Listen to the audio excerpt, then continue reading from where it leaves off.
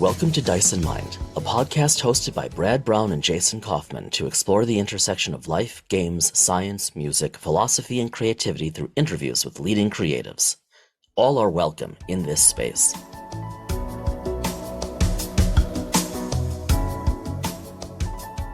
So it's been, I think, a couple weeks since we've sat down I and looked recorded. almost a month. Oh my goodness. Mhm. And this happens every summer. Happens every summer. Every Primarily summer. my fault. No, not a fault thing. I like it because we have our own little summer break. You get a So, break from me. I understand. and no, but it's fun. It's fun because every time now we sit back down to do a recording after a break like this, it's Yep. fun to do. It's It, always it nice to have a little break from it. kind of And regenerates because it gave us a little bit of time away from it. yeah, Yeah, agreed. yeah, it does. And that's why I brought it up. But um, it's funny because we are recording what is probably um 144 That's episodes exactly further right. along than we That's thought or than you thought that we I probably would get. I was thinking about that earlier tonight. So in April of 2021, which seems inconceivable, we published our first episode of Dice and Mind. Mhm. And we've talked about this. Like I think every like anniversary show we talk about this, but 150 is kind of momentous to Isn't that me. like I remember when Wisconsin as a state in like 1998 turned Yeah, 150. right. Wasn't it like the Sesquicentennial? Sesquicentennial. No one had ever heard Yes. that before. Yeah. Yeah. Yes. Ooh, well done. So this is our sesquicentennial episode. Yes. Oh, I like it. Yes. It's true. And I remember I was saying this You can to you can append that to the title if you want. I should. I think I will After do the so. after Thank the you. title, the regular Yes, title. I will. I was just saying this to the ladies over supper earlier that I remember I mean I was positive. I remember thinking, okay, we've got five, maybe six episodes. We were recording, we were trying to find our footing. We were recording monthly. And I remember I mean I remember thinking, this is a lot of fun. Brad is totally going to flake out. He's never going to commit to it. Stuff is going to come up with work or whatever. And we're going to get five, maybe six if I push. I was worried that mostly because at the time I was working for a healthcare services company that was going to force me to travel. I actually had to travel on my birthday, so I spent my birthday in a hotel room eating cold French fries um, prior to us recording that episode. So I was most Jeez. worried about that. We had been planning this. We took months to do this. We've talked about this before, planning Yep. through the pandemic. Yep. 6 months of prep. Yep.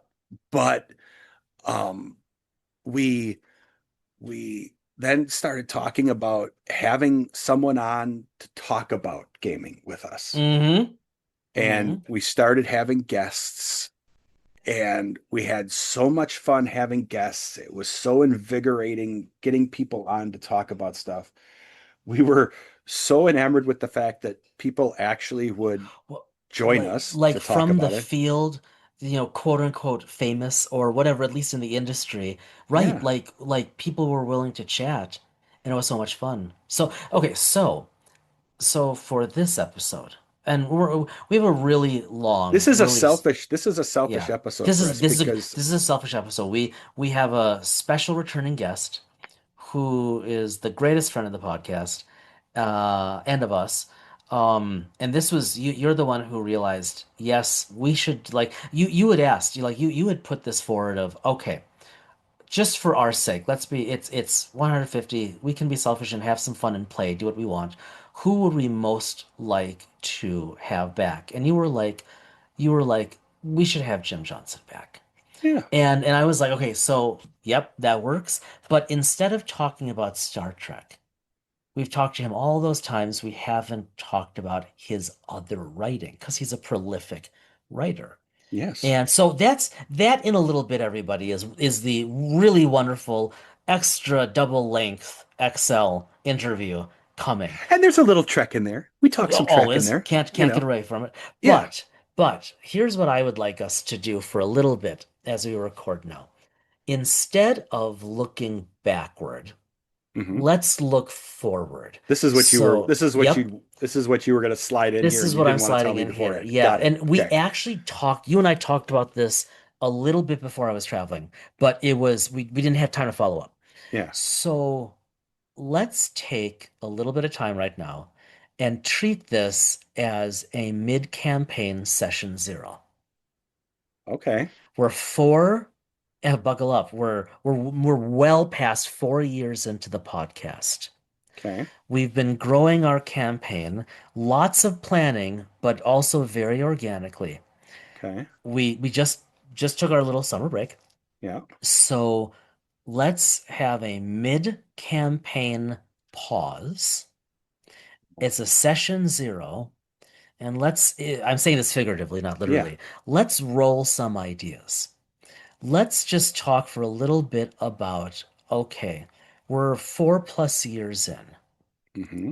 Where do we want to see, where do we think we might like to see where Dyson Mind is going over the next 4 years, even 3 years?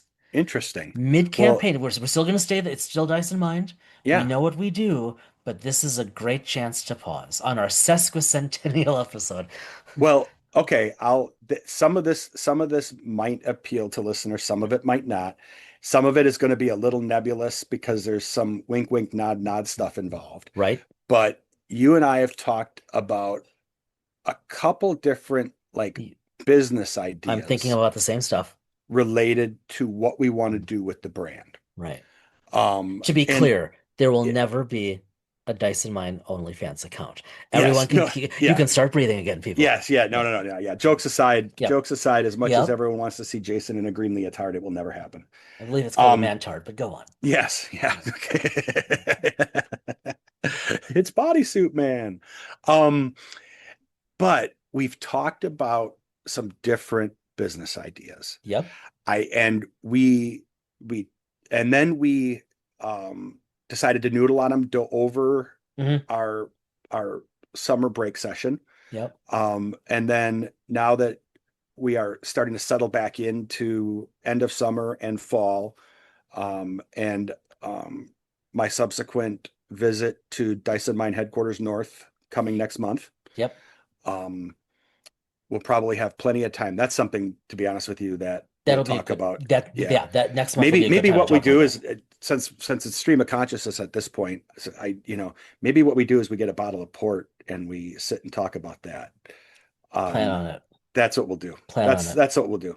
But we'll talk about those things. But Hmm. if we get far enough along, we can talk about um, some of the more interesting aspects of those as we if they come to fruition or as they are coming to fruition, the planning and execution of those in Now, if you're episode. listening at home and have no idea what Brad's talking about, Yeah. that's okay. Yeah. So okay, so let's offer some So in other words, when we go to buy you the bodysuit, no, backing we up. can talk about the So different websites we pull up, visited. pull up. Deep cut from our game. Yeah. Okay, so one thing that I definitely think we ought to continue Hmm. is that Dyson Mind primarily remains an interview-based show. Oh, I think that goes without saying. Yeah, me too. Me too. But I Hmm. think, but it should still be It's we need to said say on it, but for a that's session zero. Yeah, yes. uh, absolutely. And um, so there are topics there. Well, okay, actually. So for example, and this isn't necessarily this is kind of a perennial topic, but it's for us, but it's also a perennial topic in the industry as of late, like in the past few years. Um, so I just got back as we're recording, Hmm. which is about not quite 2 weeks before this drops. Hmm. Um, I got back from a family trip, kind of all over New England, as it were. And while I was in New Hampshire for a week, I had the true pleasure of Yeah, having I'm brunch jealous. with Al Spader. Yes. Okay, what right? One of the really active writers for Star Trek Adventures, and just a lovely guy, friend of the podcast, lovely guy. He's been on the show before more than once. He'll be on again, no question about it. But Al, brought and Al, thank you again for the time spent together. It was such an enjoyable time. Al brought something up to me that I've been thinking about since about the industry, and so we talked about it a bit, but um, ever since. I want to say the debacle, but ever since the, I'll just say ever since the D&D OGL, announcements and how that has sent ripples through the industry. Um, I think we're still seeing the manifestations of those ripples. And Al had this really provocative idea that we haven't seen the least of it yet. And citing as evidence, you're gonna have to help me out with the names, was Jeremy Crawford and who's the other one from Oh, they Wizards? were just that just kept popped up too. The names just popped up. Yeah. That's terrible. Sorry guys. I haven't been following D&D news all that closely. I've been traveling on and off for the past few weeks. Oh, it Um was just an X and I yeah, Twitter. right, right. But with the two of them going over essentially the critical role, um Al had made the observation of, look, what we're seeing stuff like that suggests there could be some fundamental changes to the RPG landscape. So I think one thing that might be good for Dice and Mind is for us to try to put a bit of a finger on the pulse of the industry over the next 2 to 3 years of trying to reach out to people who are with game companies or developers, maybe who are established or up and coming, but who are changing things, right? Because of the space being created by that loss to Wizards, or sorry, I guess to Hasbro. But that's one thing. I think just renewing our focus on the industry at large. You know, uh, again, having people like Ben Riggs and Shannon Appelkline, things like that, who really, really know the landscape. That would be interesting to give us kind of an historical perspective and also help us look into the future of the industry. I think that's actually um I think the idea of this, you know, there's still this, this reset going on, or this Yeah, yeah, redefinition, or this right. resettling, the foundational resettling that's going on. Um, and having people on to talk about that, having Al come back on and talk about Yeah, this, and and like having, that would be a good one. and having other folks come in to talk about it. Yeah. I know that there's a new head of brand at Hasbro on the Wizards side, Hmm. and you're seeing it with what they're doing with the D&D brand. I just sent you an article the other day that had this Yes. person quoted. That's right. Yeah. Yep. So, Yep. you know, there's there's this there's a lot of changes going on, and we talked about this, how D&D, I said that D&D they're trying to turn it into like a lifestyle brand. Yeah, it's so well Um, said. Yeah, yeah. for better or worse. I'm not a Hmm. commentary. It's just No, no, just just a let's statement. observe and yeah. Yeah. Um, but yes, I think that's a topic. I still think, and I'll be quite honest with you, in my line of work that I'm in now, the discussion of AI is like so overplayed right now. But um, I think we still need to have discussions Yep. on the use of AI in the gaming world, not only in terms of how it's permeating in terms of writing, But also art. art, Yep. um, Yep. I and I I agree. Brad's about to sneeze. yeah, Because I thank think you. that's exactly right. I think right, like not to overdo it, and yet that's reality, and it would be very interesting. You and I have been talking about this offline for quite But some can time. you use AI? There are ways where AI could be used in a positive way. Can you Right. use it as like for NPC characters? You Okay, know, so as a it w gaming, as instead of like using random tables and things like that for Right. solo play help. So it would be Yeah. interesting to have people in the coming year in the industry who could speak toward AI from the standpoint of writing, artistry, project management.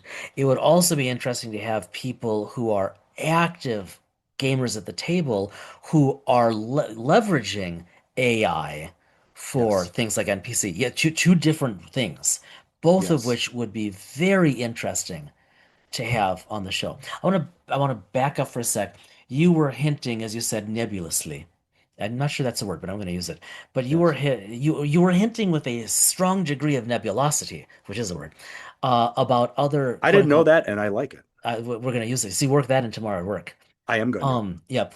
Uh, you were not hinting is the wrong word, but you were referencing a couple quote unquote business ideas, and I don't want to give our listeners the sense that Oh, I'll just say it. We've been talking about different writing projects yeah, that are out there. writing and or publishing. Yes. We've Yeah. yeah, okay, so yeah, so the cat's out of the bag. There's not much to say because there's not much to say. Yeah. And we're not going to share anything on the podcast really until we But have if we better get to a ideas, point but where they end up being active projects, then we will absolutely talk about it. we can talk about it Yep. and in we could, I'll use the phrase because you know I love to hate it and you love when I use it. We Yeah. can talk about the sausage making There it is. during the Yeah. podcast Yeah. as we go along with it. So right now we're just looking at the sausage hanging in the window, right? Yes. You and I have been playing with notions of writing and or publishing under the Dyson Mind label as part of the Oh, growing for Dyson Mind empire. 2 years. At least, at Yes. least. Um, and more and more, I think they're not bad ideas. Uh, I haven't moved more quickly on anything because the ideas we have would be significantly more time consuming. Hmm. And that's great if we have the time. But um like, Aaron Peterson and I, we just had Well, one, book we have the time to take right. the I mean, time we to just look had at book this, right. realistically, Yeah. logically, Yep. you We know. just had book two come out. We will say more about that on this show, maybe certainly in a future episode, not now. But book three is under peer review. We've got a plan for book four, which we haven't pitched anyone yet. I So know. I know you know. But my point, it's like, okay, so some of these ideas you and I have been playing with for a couple years at least, like you said. They would require more, but I think we're kind of slowly both inching toward wanting to make something like that happen. Yeah, and I think and we had like a couple like we I don't want to say we had some really good ideas that we took off the table and put on the desk, and Yep. now they're on the desk, and we're going to, in effect, they're on the desk, which means that um, they're going to warrant further discussion. They aren't actively being worked on right now because we have to, Just too much. yeah, there's too Yeah. much, one, but two, we have to talk through some of the not even the logistics of doing it, Hmm. but we have to talk through kind of some of the details around kind of the details of the content of Hmm. what we want. But Yeah, but big time. but you had like a really phenomenal idea right before your trip up north, that in effect we tabled for further discussion come later in the summer.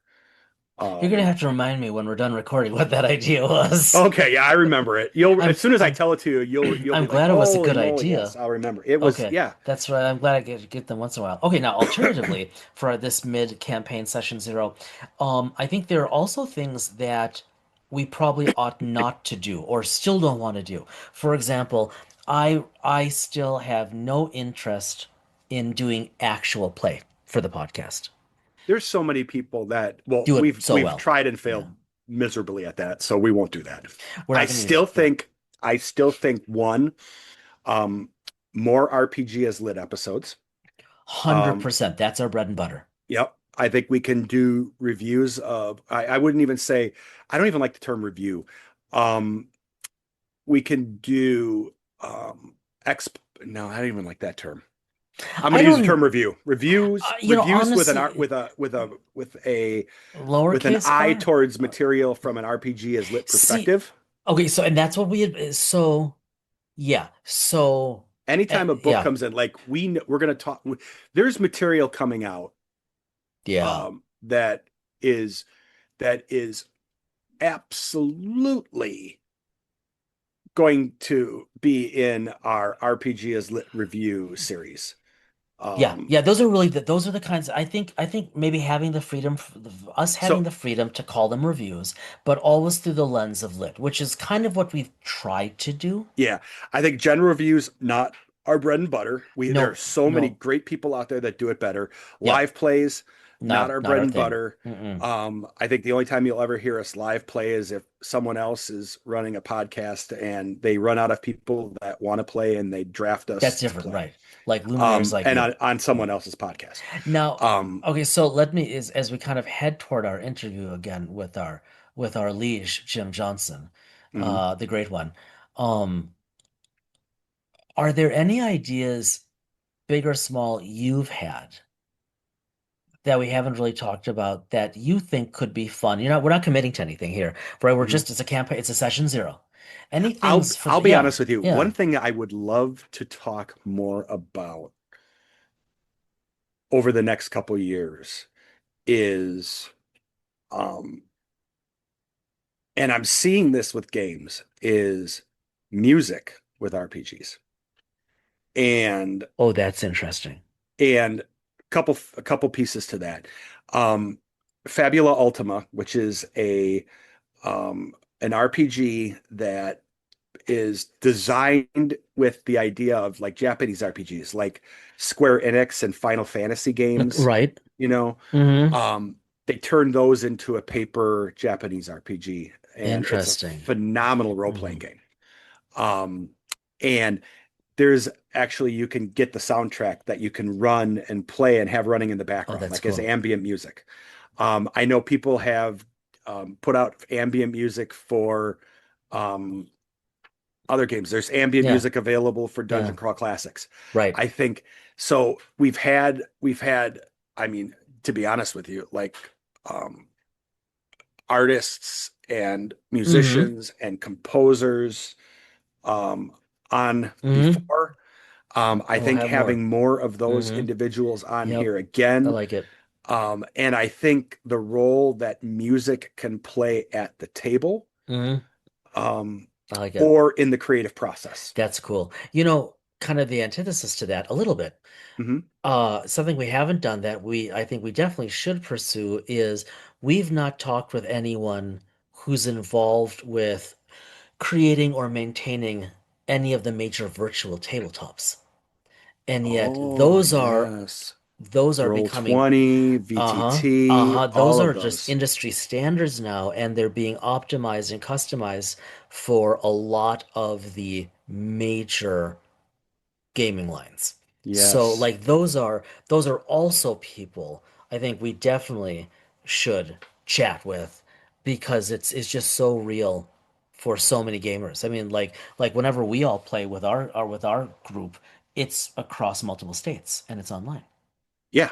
Now we And don't we don't use a VTT, but still. we don't. And I think I have like I was part of uh, a Kickstarter or whatever. I don't remember exactly for one called Never Ending Dungeon, and I still have it. I actually installed it like a couple weeks back, and I Oh putzed cool. around with it while you Yeah. were out on your Yeah. trip, just to kind of do some updates on it. And I forgot how, you know, it it didn't fit for us with our games at the time, Mm-hmm. but Mm-hmm. with an upcoming game that we are planning to potentially play next month or into September, Twilight, um, there is potential use of it. I Wait, could see use for it. Twilight.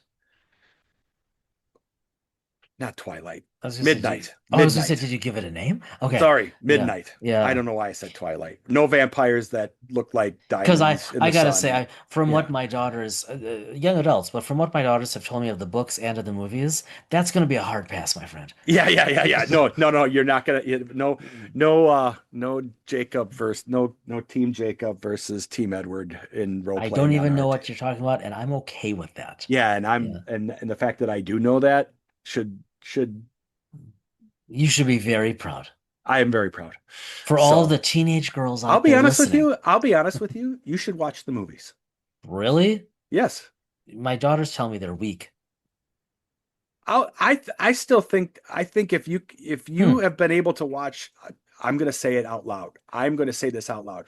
If you've been able to watch some of the drivel that has been the Star Wars Disney Plus stuff, you can watch Twilight and But actually I like come out and not say and not say weak. a hyper aged, can't find his way, has been Obi-Wan Jedi Master. No, And don't. Uh, Space Vespas and all of the perfect things. yeah, Next I'll be thing honest you with you. I'll be next honest with you. If you can thing watch that stuff, you can watch Twilight and I not mean say weak. it So it can't be don't as read the good books. as I never read the books. Star Trek Section 31. Well, I'm not gonna. I'm not touching Star Trek at all. I'm not gonna touch Star Trek. Nobody touched Star Trek. What Disney? Never mind. I'm just not gonna No, go you're there. just no, we're this is all in good fun, obviously. Speaking Yes. of good fun, let's wander over to our chat with our liege Jim Johnson.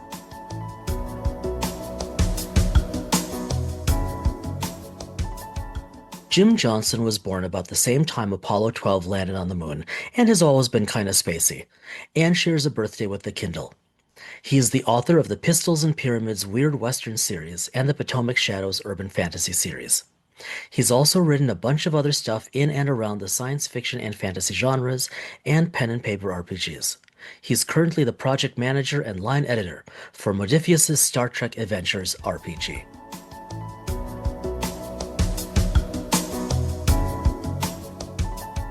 So I know that when you introduce, we've already done introductions, but when you introduce someone who's like an attorney, traditionally you introduce them as Esquire, right?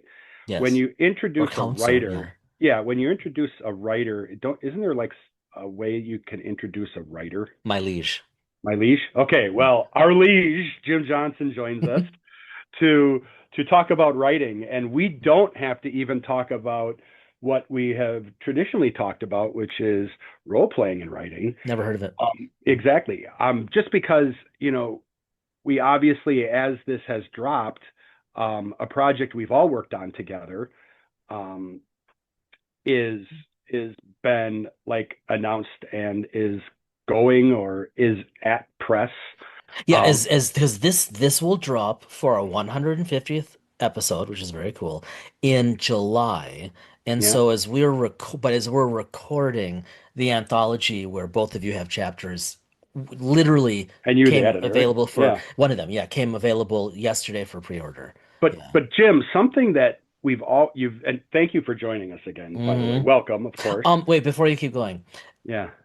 this is the 11th episode of Dice in Mind you've been in. Now, in all fairness, and we're done buying you gifts, Jim. But well, actually, I don't know. When we hit a dozen, we're gonna have to. Well, but no. When we go with our, because remember, we're still apt to start producing our own like swag, right? We have our, That is true. We've talked about that. More of that to yes, come. That is true. yes. So when we Oh go wait, with wait, our wait, own wait, wait. swag, then we We will. should ordering our own swag. We're not going to produce anything. But Yeah, yes. yeah. Um, like one of those was a three-parter, one was a two-parter. So you've only been on like seven times. But this is so anyone who's ever listened to our podcast, they know you. So thank you very much for coming back yet again.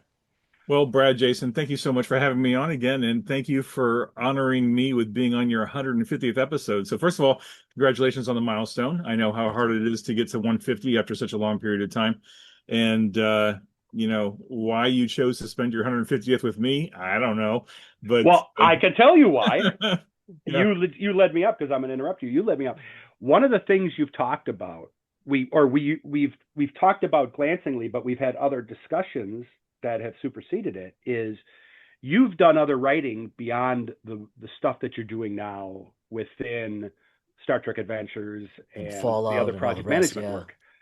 And I personally, and I know Jason has, we've kind of wanted to kind of dig into that a little bit. If you're willing to open the vault and talk a little bit about that. Yeah, sure. I mean, I think we talked about writing just in general a bunch of episodes ago. Right. Yeah. I don't have a lot of, I haven't had a lot of opportunity to talk about my own writing because I mean, Yeah. really, until well, I shouldn't, I can't even say until recently. It's I haven't really had a lot to say about my own writing because I haven't been doing my own writing because I've been so completely consumed, and this is not necessarily a bad thing, but I've been Yeah. so completely consumed with Star Trek Adventures for, gosh, 9 years now that it's hard to get away from that. And I mean, I guess we could kind of kick it off there, and Yeah. Yeah. I Yeah. I can just say, I I am a writer and I'm a pack rat, right? So I've got paper. Like I mean, your audience can't see behind me, but I got bookshelves behind me. Hmm. On the bottom of those bookshelves, I've got stacks of manuscript boxes and manila folders and envelopes and just like all kinds of stuff. I always keep paper. And Yep. Yep. until I really started embracing the digital world, I always had index cards and post-it notes, and I'd always be jotting down story ideas or story notes or like whatever. And I kept it all, right? Because I can't let that stuff go because you never Yeah. know when some random idea might find a new home in another story or a project or something. But I was cleaning my office recently and I found a lot of this stuff, and I was like, oh man, all this writing stuff because I remember, Jeez. and if you play the Wayback Machine to 20 2014, 2015, 2016. Yeah. um I was I was really getting into indie publishing, and I had a business plan. I had set up my DBA here in town. Yeah. I was cranking along, and right about the time my partner got pregnant with our son, I was like, okay, well, this is an opportunity for me to start cranking now before he's born because I know I'm going to lose a lot of time. You know, I just want to interject. I love how you can say that, but you say it in a way where you sound blameless. Keep going. Okay. Well done, sir. yeah, I was Yeah. Keep going. I was half responsible for it, but anyway, Yeah. Yeah. um, Creative license at its best, right? Yeah, yeah, exactly. He's a writer. yeah. Yeah. So in all the piles of paperwork in my office, I found my whole business plan, like all the stuff I was planning on writing, all the stuff I was planning, all the series I was going to write, all the novels I was going to write, Yeah. Wow. lines, the short story nuggets, all this stuff, right? And in the year whatever time between getting pregnant and getting born, and then Yeah. that first like 6 to 8 months, like I was super productive indie Yeah. writing. I wrote three novellas and three full-length novels, Oh my God. and I published all six of them. And then I published the three novellas as a omnibus. And, so I had Yeah. 7 books out in the space of 2 years, and I had all this huge, incredible amount of momentum going for indie writing. And then in 2016, early 2016, I got the Hmm. message that Modiphius had just gotten the license to Star Trek, and maybe I should go apply for it. And I did, and Yeah. that kind of created a divergence because all of a sudden I was completely immersed in Star Trek. Again, not Yeah. complaining. Right. Right. Yeah. No, no. It was just a conscious choice to be like, okay, do I focus on my personal fiction world, or do I switch gears and Hmm. do Star Trek for a while? Now, of course, 2016, I had no idea at all that I'd be doing this 9 years later. Yeah. At Wow. the rate we're doing it, at the level of quality that we've been able to put out with Modiphius, and within the last couple of years, I've been really feeling not anxious, but just Itchy to write. like a wanderlust almost. Like, and part of it's because I've been so proud of the success of Derek Tyler Attico and Charlie Yeah. Fitzpatrick and Michael Yeah. Bushmeek and Yeah. Alice Bader and like all my So peers cool. who have gone on to write and publish other things and stories and essays and novels and all this Mhm. stuff. And I'm looking at my stuff. I'm like, oh, I'm doing a great job with Star Trek Adventures, and I'm publishing this stuff and Yeah. helping other people get published. Yeah. But like I was consciously aware that my own writing had been kind of put on the sideline. Again, not complaining because I did it on purpose. Yeah. Yeah. It's like maybe I want to kind of get back to that, right? And I think the a couple of small opportunities came up and I wrote those. And then when the essay opportunity came up for your book that just got announced a couple of weeks ago, Yeah. the leadership in Star Trek essays, that Yeah. was a great opportunity for me to get back to my own writing chops Nice. and do something Hmm. for me, Just to for you. Hmm. anthology. And I really I discovered that I really kind of missed that piece of it. And so now what I'm trying to do is trying to figure out like, okay, how do I more efficiently balance my day between the work I do for Modiphius and Star Trek Adventures, but also find time to do my own stuff. Right. So that's something I've been working on for a while now.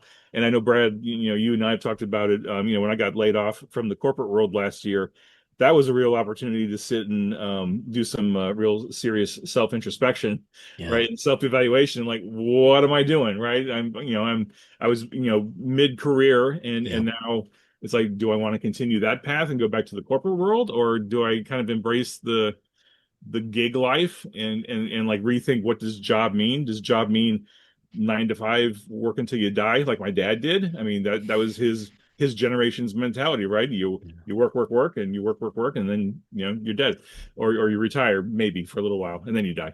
Um, Yeah. or is it more, I'll do this thing and I've got 10 different irons in the fire and I'm doing this thing and this thing and this thing and all the little trickles add up. So, it's all a process, but I think that's a writer's life, is you need to have a lot of irons in the fire and you need to be working on your stuff and maybe doing work for hire or contract work or part-time work or something, and just keep filling the funnel with work, and but also keep being yourself happy and joyful. So I'm not sure where I'm going with this, so I'll just stop and just No, No, no, this no, no, is no. This is this is this is great. I mean, the idea that you're talking about. You're kind of developing your own, you know, gig economy, gig ecosystem potentially in terms of trying to then, you know, find your own equilibrium yeah, between writing and editing and doing the work that you're doing. And as far as I know, you're not only doing the stuff with Star Trek Adventures, you're also project managing other stuff within hmm the hmm Modiphius family as well. hmm So um, you know, and I'll be honest, you were holding super. We'd always half joke and half joke, but be very serious, looking at how superhuman you were with in terms of the hours of Oh time you my would be God. spending with this mm, stuff. Yeah. Yeah. So finding yourself time and being able to like time manage, you're a project manager Yeah. by trade, yeah. project managing your time, being able to do it. I find it fascinating. On the wanderlust, um and being seeking, creating opportunities to sow your oats around that, not to dip into RPGs. I think I know the answer to this from what, like, our previous discussions over the past several years now, but with the lines with Modiphius where you're project managing, you're editing, I mean, you have those roles. Mm. But Star Trek Fallout, other stuff, do, these days, because of your roles, do you have any opportunity to actually write for those? Or is it just not realistic? Um, well, I in the last few years, I've I've let go of most of the writing Yeah, that's what I piece of it. thought. I Yeah. think, I mean, part of it is because, realistically, I'm the project manager. I'm really not supposed to be giving myself work, right? Yeah, of course. In a work for Yeah. hire perspective. And I got the gentle encouragement from leadership to not give myself work, to give it to other people, whether it's internal to Of Modiphius or course. freelancer. And I Yeah. was like, okay.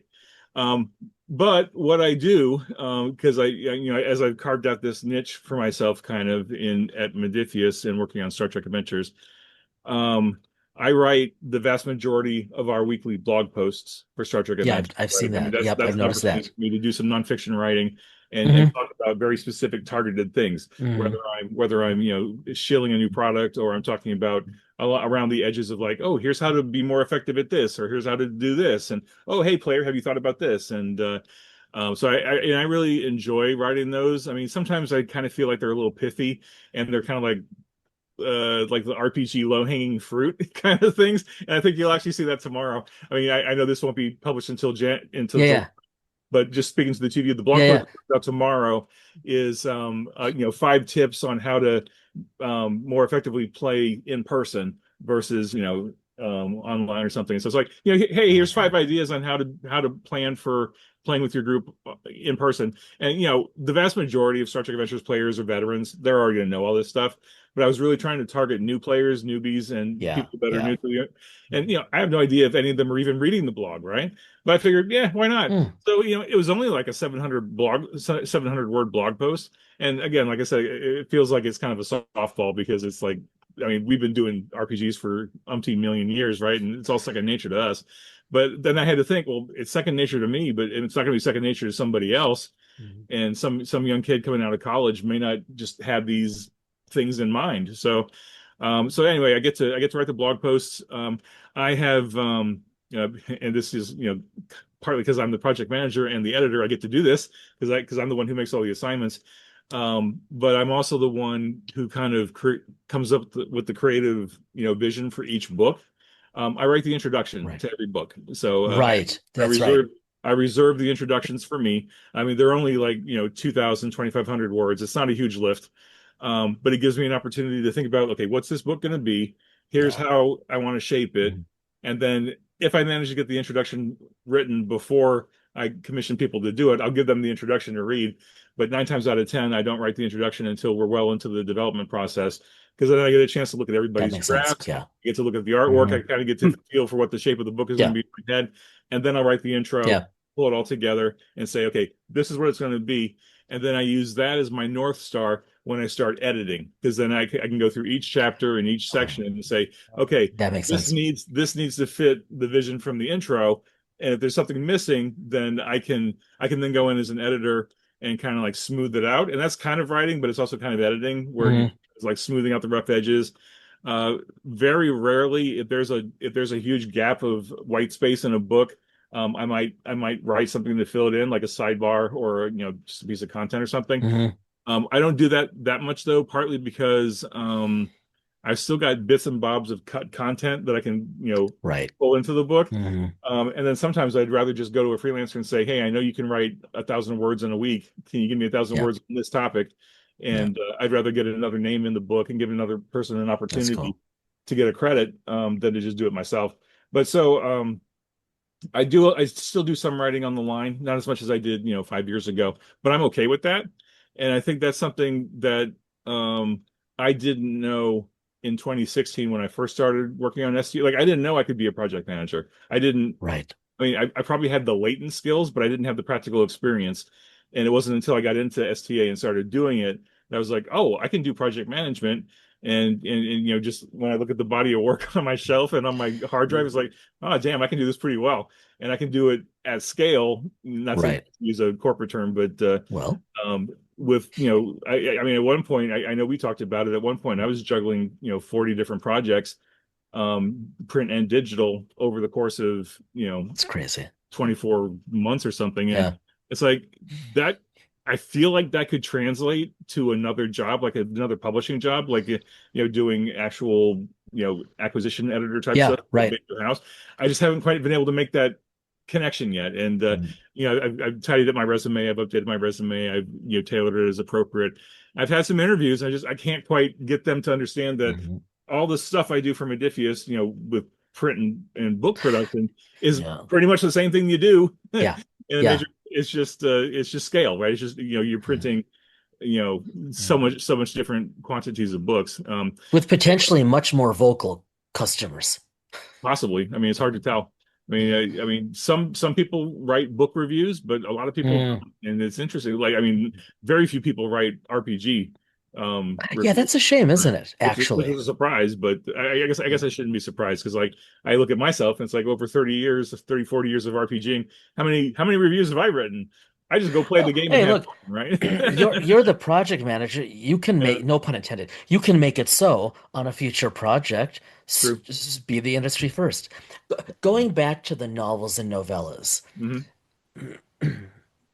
Well, actually, I think just going back to those, like, would you be so kind as to talk about them? Because, I mean, some of our listeners have obviously looked at them, and I mean, like, every once in a while, I hop over to your website because A, it's so well done, and B, it's just so interesting Thanks. because, no, I mean it. I finally created my own website, right? Uh-huh. And And it's not easy to make it look good, and I don't think I have, but yours looks good, and yours looks like a writer's website. And it's Mm, really, right, like the bits and pieces of your writing, it's all accessible. Someone can go there and really get a sense of it.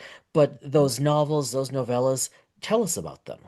Like, yeah. what was the genesis? So, well, first, thanks for the comment on the website. That's WordPress. I mean, a lot of people use Oh, WordPress. wow. Okay. Once you get the templates built in, it's pretty easy to use and to maintain. That being said, the big challenge is finding time, right? I haven't updated that website in years. And again, going back to being completely invested in Star Trek Adventures, I just haven't had time Yeah. to go back to that Yeah. website. I mean, I looked at it a couple of weeks ago and I was like, oh man, it says like, my third novel just came out. Like, oh, now available, this book. It's like, well, shoot, that's been out for years now. It feels like the first time So, every time. but Yeah. it's on my to-do list. Like as I get back into my publishing and writing my own stuff, Yeah. I know I need to update that website.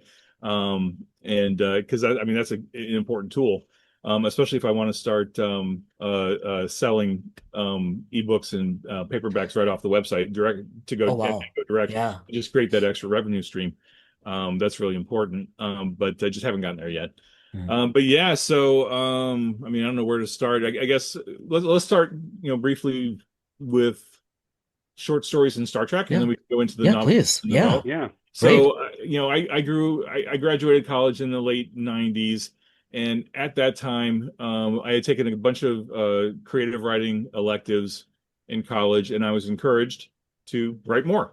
Yep. Which, hats off to educators who actually encourage their students to do stuff. Because Absolutely. if I hadn't gotten that encouragement in school to Yeah. do more, I probably wouldn't have continued writing. Yeah. So it was really important. Like I think I've talked about this. I had a high school counselor who read one of my essays in high school and said, "Hey, this is really good. You should do more writing."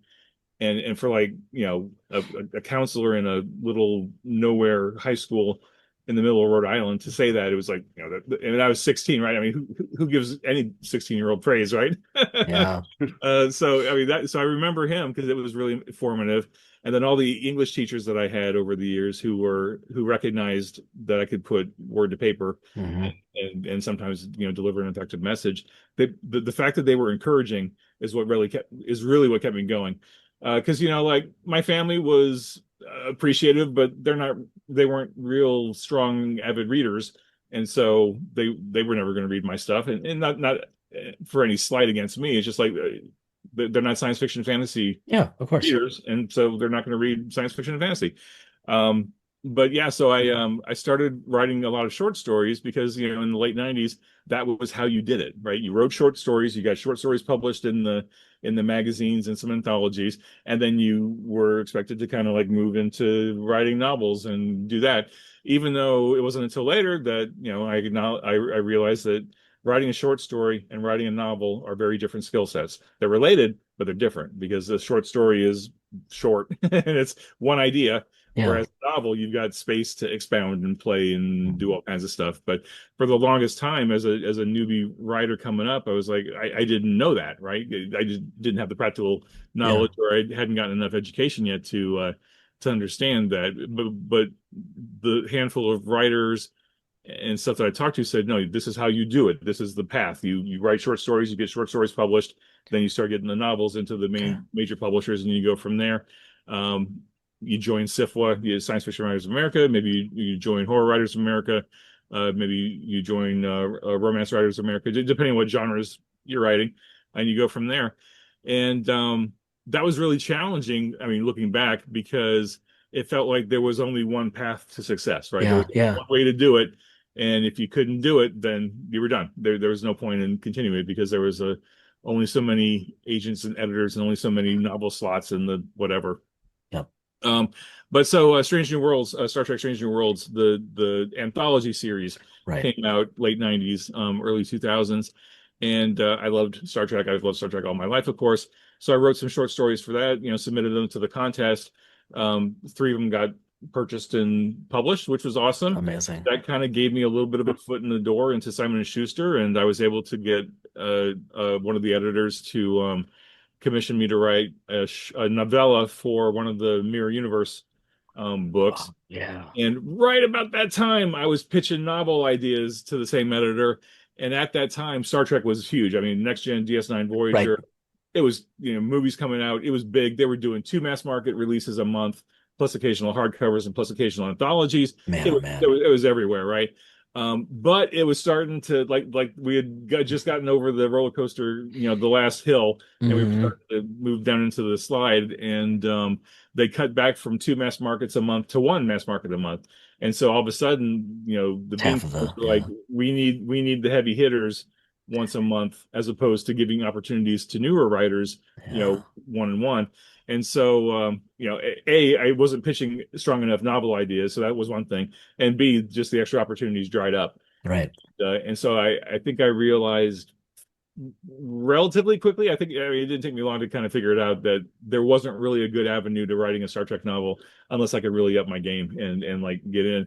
But at the time, I was also, not to say competing, but like, there were other very strong Star Trek writers at the time who could fill those one novel a month Right.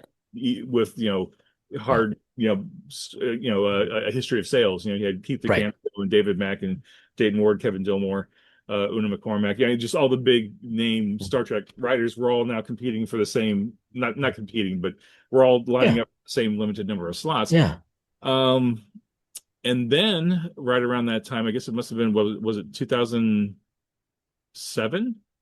The Kindle came out, right? Or whenever the Kindle, it may not have been 2007. It was somewhere in there. Somewhere in that range, Yeah, yeah. somewhere in that range. And that just blew the world of publishing wide open, because now literally anybody could write something and publish it in the space of a few mouse clicks, right?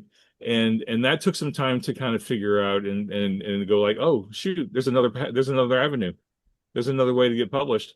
And depending on the kind of writer you are, you could do it, right? And like, just however I managed to grow up and learn and develop and write and whatever, like, I was never really one to care about the convention scene, right? So like a lot of writers, and a lot of newbie writers and a lot of veteran writers, they go to all the conventions. They go to Worldcon, they go to World Fantasy Convention, they go to Gen Con, they go to all these different conventions. And it's like, how do you have the time to go to a convention every weekend, right? It's like, it's their life is to go to conventions. How do you have the money to go to a convention every Yeah. I weekend? don't know. But what I sensed, being part of Science Fiction Writers of America and then a couple other writers groups, is I sensed that there's like this little, and this is probably not, unique to writing. It's true for a lot of industries. You got these little clicks that aren't necessarily clicks, but you got it's the same crowd of people interacting with each other, and you get this certain cachet. Oh, you're in this crowd, but you're not in this crowd, or whatever. I was never into that. Like, I was never that kind of person in high school. I never got into cliques or whatever. I was just like, I'm just going to do my shit and or stuff, and other people who want to do their stuff, that's fine too. So I never really got into the convention scene. I could really care less about awards, right? I don't know if Hmm. it's a Gen X thing or what, but like a lot of writers that Yeah. I remember coming up were like, "Oh, I'm going for the Campbell Award, or I'm going for this award, or I'm Hmm. really, I'm really pushing for a Hugo or a Nebula or whatever." And it's like, okay, why don't you just let your work speak for itself, and Right. people will vote for it or Right. not vote for it. But to see some people like campaigning hard for their stuff to get onto the ballots or whatever, again, not saying it's bad or wrong, it's just not me, right? Yeah. And so, but being a writer who didn't care about awards and didn't care about the convention scene, I knew I was kind of on the outside for some of these circles and groups.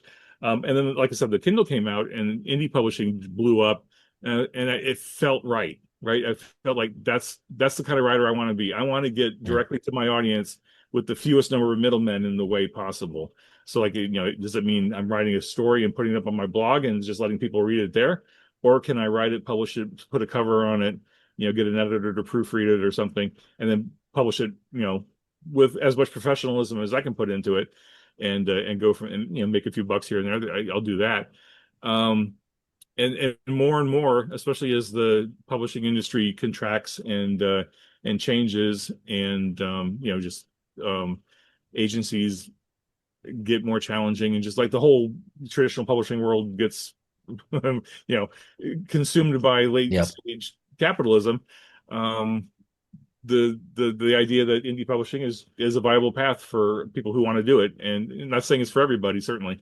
But when you've got the skill set that I've developed over the years, especially having worked with Modiphius as a project manager, I've got a whole new insight that I didn't have 9 years ago in publishing. Anyway, this is going. This is a very No, long this is Oh, great. no, no, no, No, no. This is no, fascinating. this is why we're but asking. but Yeah. it all leads to the early 2010s where I was like, okay, I want to be a writer. I'm going to be an Yeah. independent publisher. I'm going to create my own business. So I created my own DBA, in Natty Press. That's my thing until I change it. I may change it, but for now, that's where I am until I get a little bit more Nice. established, and then I'll probably talk to an actual attorney and say, okay, how do I turn this into an LLC to start Yeah. getting benefits, the tax benefits and all the other stuff that goes into running an effective business. But for now, like everything I'm doing is pretty small time, so a DBA is more than sufficient for my needs anyway. I'm not giving advice to other people. Certainly, I'm not qualified to do that.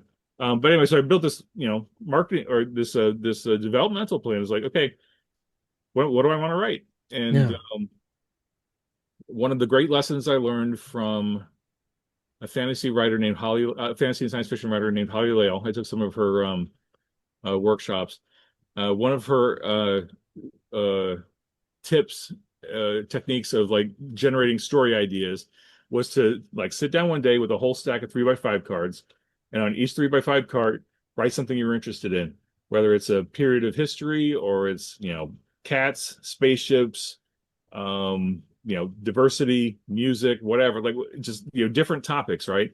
Or things that are important to you and that you would want to have, in a story somewhere. So you just get the stack of index cards, shuffle them up, pull out two, and see what kind of story ideas spark off of those two Huh. random things, right? Just to see what happens, and I did that exercise a whole bunch of times. And at one point, I came up with um, westerns because I'm a big fan of westerns, especially the spaghetti westerns and ancient Egypt. And I was like, okay, ancient Egypt western. What can we do with ancient Egypt western?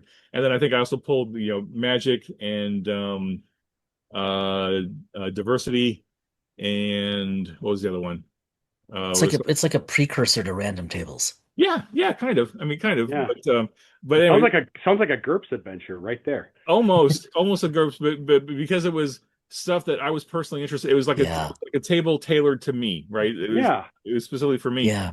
And so I noodled on that for a while, and that eventually turned into the idea of developing Pistols and Pyramids, which is a weird Western series based in an ancient Egypt that is also a Western, right? So it's like taking all the Western tropes and all the Western ideas and moving it into an ancient Egypt type secondary world, that's kind of ancient Egypt, but a little more along the path, so that you've got steam engines and guns and other things, but it's also ancient Egypt and their religion and their culture, and or at least a fantasized version of it. Yeah. Yeah.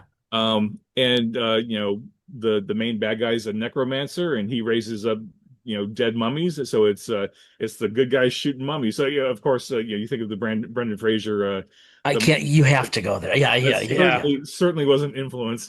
All the classic, spaghetti westerns were a big influence because I just love spaghetti westerns. And then, at the time, I was huge into ancient Egypt as an amateur Egyptologist, right? And I took Nice. some courses with the University of Manchester in the UK. Yeah. They offered online courses in Egyptology. Very I was like, cool. sign me up, let's do it. Oh, So that's so I awesome. took a bunch of 6 week courses with Dr. Joyce Tildesley. Yeah, I mean back in the day. So cool. And so it's like I took all this random stuff in my head, and it's like ancient Egypt, westerns, let's go. And I had plotted out like 9 novellas, and I wrote the first three in pretty much a white hot heat. I mean, I think each of those are like 33,000 words each, Okay. and I think I wrote each of them in about 10 days, just because the idea was hot, the idea was fresh, the characters were You speaking were to me. cranking. I just cranked them out, Man. using Pomodoro. In fact, if any writers are listening, I do sprint writing, so I write in 30-minute sprints. So I set Oh, a timer, 30 minutes. I'm hyper focused on just writing, and I write straight through. I don't stop. I don't go back and edit. I don't niggle with details. I just write. I just get that manuscript out of my head and onto paper as fast as possible.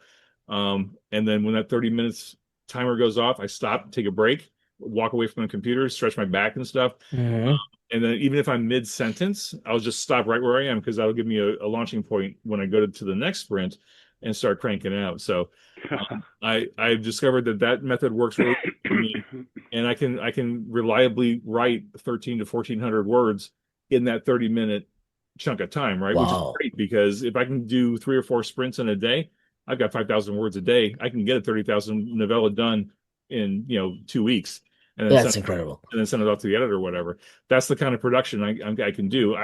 I can't speak to the quality. I got to leave that to the reader, right? Because Well, let who me knows? actually Nobody knows.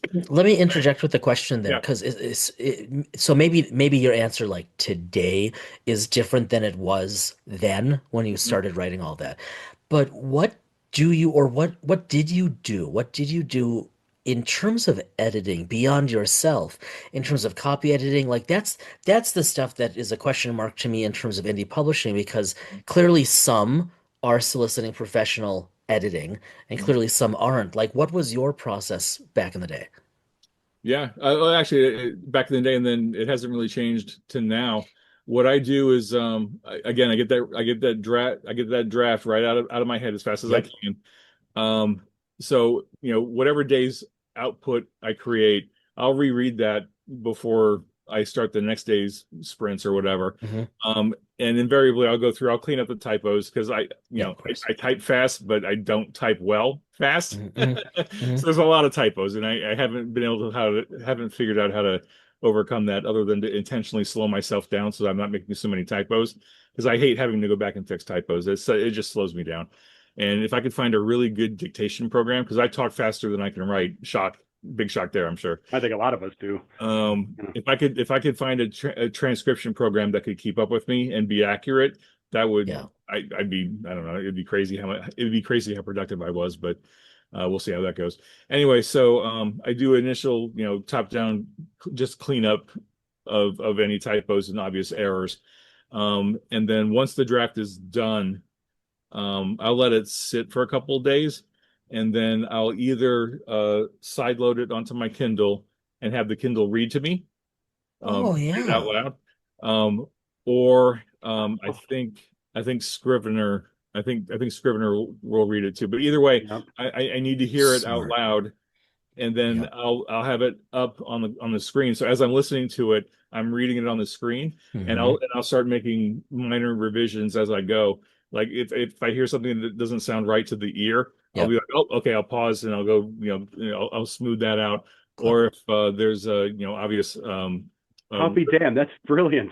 yeah. It's that, yeah. Like, I'm sure I picked that up from a writer somewhere along the way. I don't remember. When you do this long enough and you read enough craft books, all the Yeah. nuggets of gold get sunk into your brain and you just use it. Yeah. Yeah. But I absolutely need to hear my own stuff as I'm editing so that I can hear how it sounds. Smart. Because even if you're not listening to it as an audiobook, you're reading it subconsciously, you're hearing it.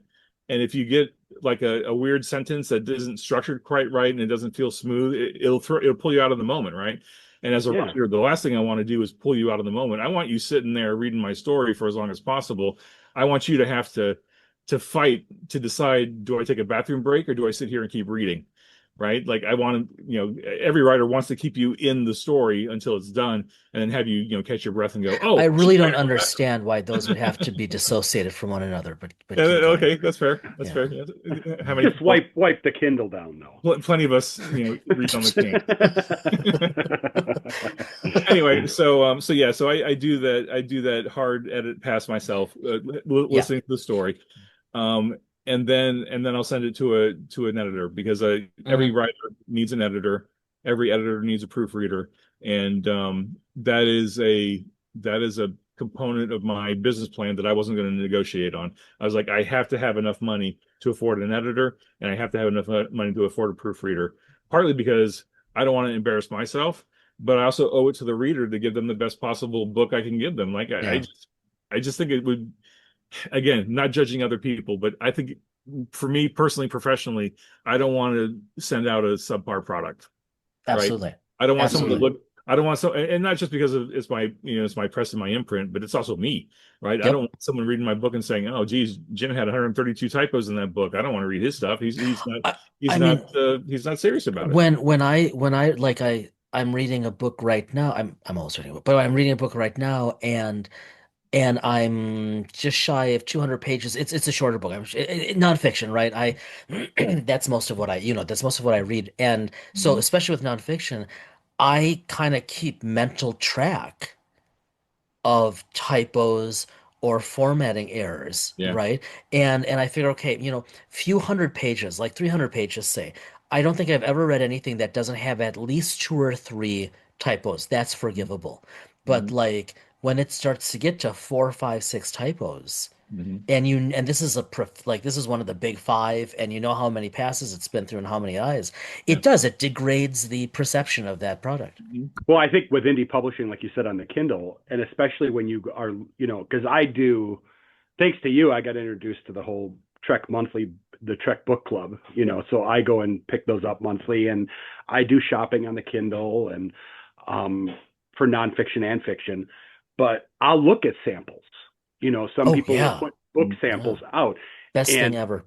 I've had situations where even the book sample, Oh. I'll find multiple typos or things Yeah. in there. Mm. And I hate to say it, but that kind of is a shutdown for Mhm. me. If the sample alone is a little glitchy for me, Mhm. then so I mean, kudos to you for saying, quality product. Mm. I want the quality product tied to my name, Yeah. you know. Yeah.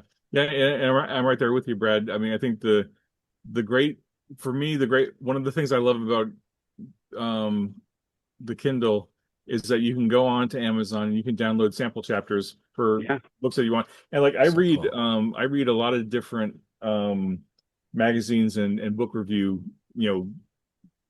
aggregators. And that's one of the main ways I discover new books to read. Like I'll read a review and oh, that sounds interesting. I'll Yep. go on Amazon and say, can I find that as a sample? I'll download the sample and onto my Kindle and I'll read it. And, it may only be, 15, 20, 30 pages or whatever, depending on how the book is set up. And if there's a lot of typos in even just the first couple of Mm-mm. chapters, No way. and if the writer's not holding my interest, like I can forgive typos if the story's interesting or if the characters are engaging. But if the characters aren't that engaging or the story's not grabbing me and there's typos, it's like, I'm just going to delete it and go on to the next one because, at this point there's more books than I will ever have time to read. Yep. Hmm. And my time is precious. Yeah. Not to sound horrible, but like No, no. if you're not presenting a good, clean product and you're not um uh respecting yourself by putting out, a clean, at least even just a clean manuscript. I'll overlook, style choices and word Yeah. choices and Yeah. stuff. But when Absolutely. you're looking at egregious typos, right? Like, come No on, excuse. you can do better than this. Yeah. Spend a little bit more time on the back end developing it, and then release it. But anyway, I digress. No, no, no, no. I asked. Going back to the Wanderlust for a sec. Okay. I love that. It's like when you think about what you'd Can you like. tell that there's a little bit of uh, I sense that Jason may have it a little bit himself because he keeps coming back Well, to it. Can you? It's okay. It I happens. have And that's perpetual. okay. I know him. I've known him long enough that he is finding there's a little bit I can sense that he's finding some connection there, and Yeah. so Well, so I mean, but I find, that's an an insufficiently utilized word, I think, these days. And I think it's a powerful one. And yeah, I do suffer from perpetual wanderlust. For me, it's about travel and it's increasingly about like ideas. Mhm. But with your writing, I'm curious when you think about what do you want to write, Mhm. would it be, I'm using this term very loosely. Are you leaning or do you think it would be a continuation of one form or another of what you wrote, or are there just really different paths or new vectors? ideas, Yeah. new ideas. What really gets you right now? That's a great question, Jason, and I think I've been reflecting on that a lot lately. Partly because, like I was saying earlier in the discussion, I found all my notes. Right, I found all Yeah. these notes from 10 years ago, 12 years ago, Wow. and when you think about the last 12 years of the world, What right? hasn't We've changed? had, especially here in the United States, we've had some very challenging administrations. We've had some very challenging social and political changes, Yeah. and we had a pandemic. and that pandemic isn't really over, but Right. the hard, really hard part of it in 21, 22 was a thing. My dad passed away in 2019. Mhm. So there's been like in that 12 years that since I wrote all these notes of all this story of all this series and all the stuff that I wanted to write, and even a lot of that stuff I wrote before my son was born, right? And being a parent certainly changes you in ways that are hard to imagine. You Definitely. are a parent, right? I mean, speaking to both of you. And so I read some of that stuff and I'm like, whoa, boy, I sure was naive, wasn't I? Right. Boy, I sure was bright-eyed and hopeful there back then. I Yeah. didn't have quite the amount of cynicism that I have now, Oh even no. though I still try to be pretty hopeful, and part of that's, Star Trek. But I think that's been one of my roadblocks, Jason, honestly, and why I haven't pushed harder to get back into my writing. Because like and I will admit, I have not reread any of my novels or novellas. I mean, I just don't have the time to reread my own stuff. I would rather read something new, Yep. and Yep. from other writers. Um, I I remember enjoying writing them, and I remember enjoying the read when I was doing the editing passes and stuff. But I haven't actually sat down to read my own stuff, and I think I am so far just disconnected now from where I was when I was writing those series. Absolutely. I don't think I could go back to them. Like as much as I love the idea of pistols and pyramids and the weird Western set in ancient Egypt, I think if I were to go back to that, well, it would be completely different. I would go a whole different. I would do like a whole different series in a whole different direction, which is too bad because like some of the ideas I had in those other six books that I didn't get around to writing, I thought would have been fun to write. But I'm not that person anymore, Right. and I don't think I could fake it. And I think if I did try to fake it, I think the readers would know. I think they would realize that I was stretching and Yeah. not being as genuine as I was, when I wrote them originally. And I think that's true for the urban fantasy series too, the Potomac Shadows series. I think that Yeah. was a really fun series to write. Um, but I'm not connected to those characters anymore in a way that I was 12 years Yeah. ago. Good point. So I think anything I write now would either have to be a reimagining of what I've already done, which I probably wouldn't do because I always want to do new stuff. And I've got reams of notes on series that I never got around to doing. I bought the covers, and so I've got a lot of covers and artwork Wow. just sitting on my hard drive. Like, damn, Jeez. why haven't I written those yet? And I would need to, I think, refresh my memory on what I was thinking of and then just do a new pass, a new outline pass on them, given where I am now in the world that we Yeah. are in now, Yeah. um, and go from there. So that's a great question, though. Um, so yeah, thanks for and, part of this is cathartic in a way because it's like, oh, now I can start thinking about this Nice. in fresh ways, and that's where I am right now. So yeah, I think I'm never, I never want to, I never try to be one who looks back with regret. And Yeah. I certainly don't regret the 9 years I've spent working on Star Trek Adventures because I've learned so much. And I've, Yeah. We don't regret you working on Star Trek Adventures either. yeah, yeah. But all of that experience has shaped me to where I am now to be like, okay, I don't think I can write those two series anymore. I need to write other Yeah. new different things. And there's a little, again, not regret. I don't know what the right word is. It's, wistfulness maybe that Yeah. Yeah. too bad I didn't write more of that series or more of that other series and too bad I didn't spend more time with those characters but that's okay, right? Because we let things go and then we move on to the next thing. And I think that's really where I am now is like what's the next thing, like what does the next thing look like? And I haven't that's the thing I haven't quite figured out yet. Like what is it, one of the series I want to write? Yeah. Is it some business ventures that I want to get into? Is it Star Trek? Is it Star Trek Adventures? Like what's that next thing? And I've got a lot of ideas. And in fact, I wrote that down because I wanted to talk about it at some point when Yeah. we talk about project management and Go for it. stuff. Um, well, before we get to that, I thought maybe we'd finish up talking about the novellas and the novel. Oh yeah. But I Brett. wrote it down so I won't forget. Okay, Brett, say that again. You cut out. You're on mute.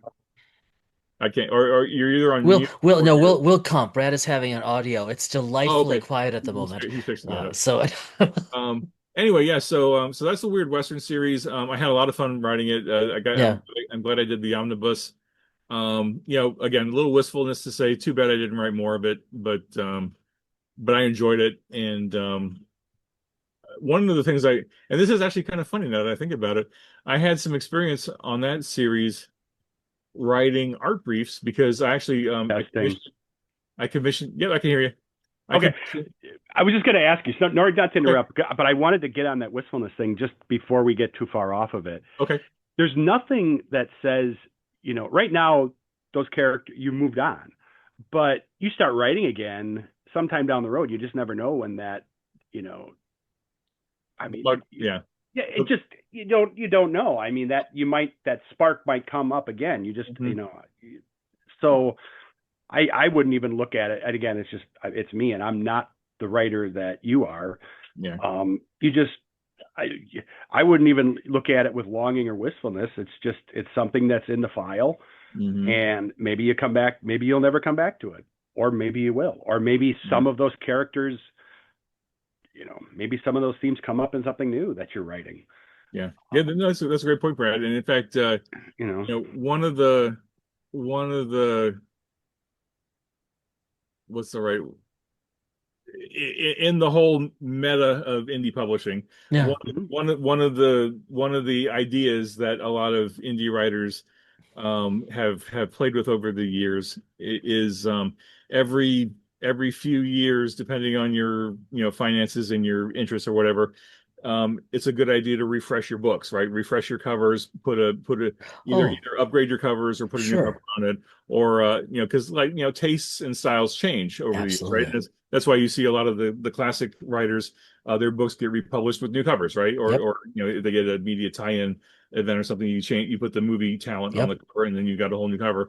Anyway, so I've occasionally thought about, well, if I were to redo the covers on my Weird Western series, because honestly the covers were pretty basic, they're text heavy and they're not illustrated. And now with my 9 years of experience working for Modiphius and my Right. contacts in the illustration world, I could probably afford a really good artist to do some really good covers. Yeah, you could. I thought, well, ah, I could refresh all the covers on the three books I've got, and then use that as a launching point to write more in Nice. that series, right? Yeah. I just haven't gotten to that Yeah. point yet. But Yeah. that is one path, Brad, is to like yeah. refresh the covers, and then I'll commission some new covers, and then I'll write new books, and then I've got a 6 book series instead of a 3 book series. Yeah. So that's something to think about. Absolutely. Um, it's just a matter of like getting there. Yeah, absolutely. That's been the hard part, is like, where's my time? Like I got my family, which is very important. I got my Hmm. outside world activities that are very important. And then I've got, Modiphius, and then I've got writing. And it's like, okay, where do I balance? Yeah. It's a And lot. that wanderlust. And I think there's also an element of restlessness. Hmm. Um, and you guys know me. I am loath to pat myself on the back, but I look at the body of work that I've done on Star Trek Adventures over the last 9 years, It's remarkable. and it's really good. Yep. And I kind of been there, done that. Not that I want Modiphius to hear this and get worried, but it's like I'm ready for another challenge. Like I want Yep. to really sink my teeth into something, really, really challenging. And I hate to say it, but I think at this, this moment today, Star Trek Adventures is not challenging me Yeah. because I'm performing at such a high level, and the writers I work with and the artists I work with are so good, and the graphic designers we have are so good. Like we're putting out, I think, really good product on a regular basis, really good games on a regular basis, um, and I feel fulfilled Hmm. doing them, But not challenged. but it's not challenging. It's It's not like, the okay, same. and I think I'm feeling restless and Hmm. wanderlust. And I'm like, oh, I want to be challenged on Hmm. fiction, I think. And so I think that's where I want to be going. Is like, I want, Modiphius to be my steady, happy thing I'm productive on and doing good on. But then I So want, Jim, you need to plug your ears for a moment. Yeah. Jason, okay, this is okay. why Modiphius needs to buy the Star Wars in I IP. was thinking the exact same thing, Brad. That would be amazing. I seriously, I literally we've been talking because I've been watching the Edge stuff. We won't digress further, but I keep Uh-huh. joking with Jason. I'm like someday Star Wars we're going to be rolling 2D20 in Star Wars. I'm convinced of it. I mean, obviously that would be extraordinarily expensive, and Disney likes to keep their own IP, Yeah. but it would be funny as heck, and that would, if you want a challenge, I imagine that would be a challenge. I So think that would be a challenge. I think But to your Yeah, point though, you have built and you and that team are so well oiled. It is such a well Yeah. oiled running machine It's a right highly now. productive line. And Yeah. in many ways you're like, from a business perspective, you're a change agent. You came in there and you and that team, and you brought in all these writers and these artists, and you put this all together, and now it's moving, and now you're kind of like, okay, I don't need to really rock any boats Yeah. anywhere, you It's know. every 6 to 7 years you get Mm-hmm. bored. Like I mean, I hear you loud and clear. Every 6 to 7 years you get bored. And Mm-hmm. it's like, what next? And it's great when the what next part can be fulfilled where you are, even if that's a change. But otherwise you otherwise not in my Fred. control, Brad, but I boy, don't think Yeah. I know it's not it's well out of the Yeah. control of anyone on man, this call. I just it would be a real challenge to take the totality of Star Wars and wrap that up into an RPG.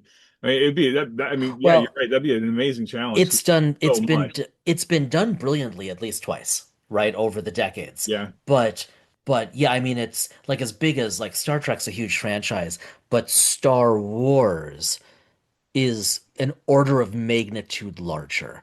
And corral when you look at all the corralling all of that, Yeah. um Yeah, and I uh, think that's that's fascinating. probably well, you that's got sci-fi, and then now you got to throw magic on top of it. That's an yeah. oversimplification, but that's really what it is. You have Star War. You have you could take the Star Trek, the Starship, and all of that type of mechanics. Mhm. Now let's throw on some magic right on top of that Right. and mix it all in there, Yeah. and that would be a whole different type of. Jason and I have like yammered about this just generically, Hmm. because I've been researching, and I've been like watching the business of those that entity Yeah, over well, I there mean, just and to that's watch what another like happens. that's another discussion. That's one we've had in Yeah, the past in terms of like what's happened, good, bad, and ugly in the RPG industry over the past decade. Like that's yeah.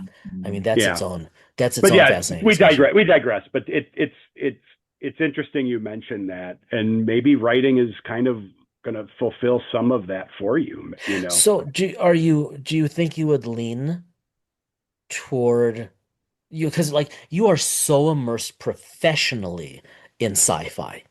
Hmm. Like, I mean, so immersed. Do you, does your wanderlust bring you toward sci-fi in terms of more fiction? Would you still stay toward the fantasy? Would you would you seek something else? The bulk of my ideas and stuff that I've got in my head or written down are either fantasy, urban fantasy, or science fiction. And my Hmm. science fiction, shockingly, leans toward the space opera. So Shocking. it's more Yes. Star Wars and Star Trek Yeah. than it is hard science fiction like, Yeah.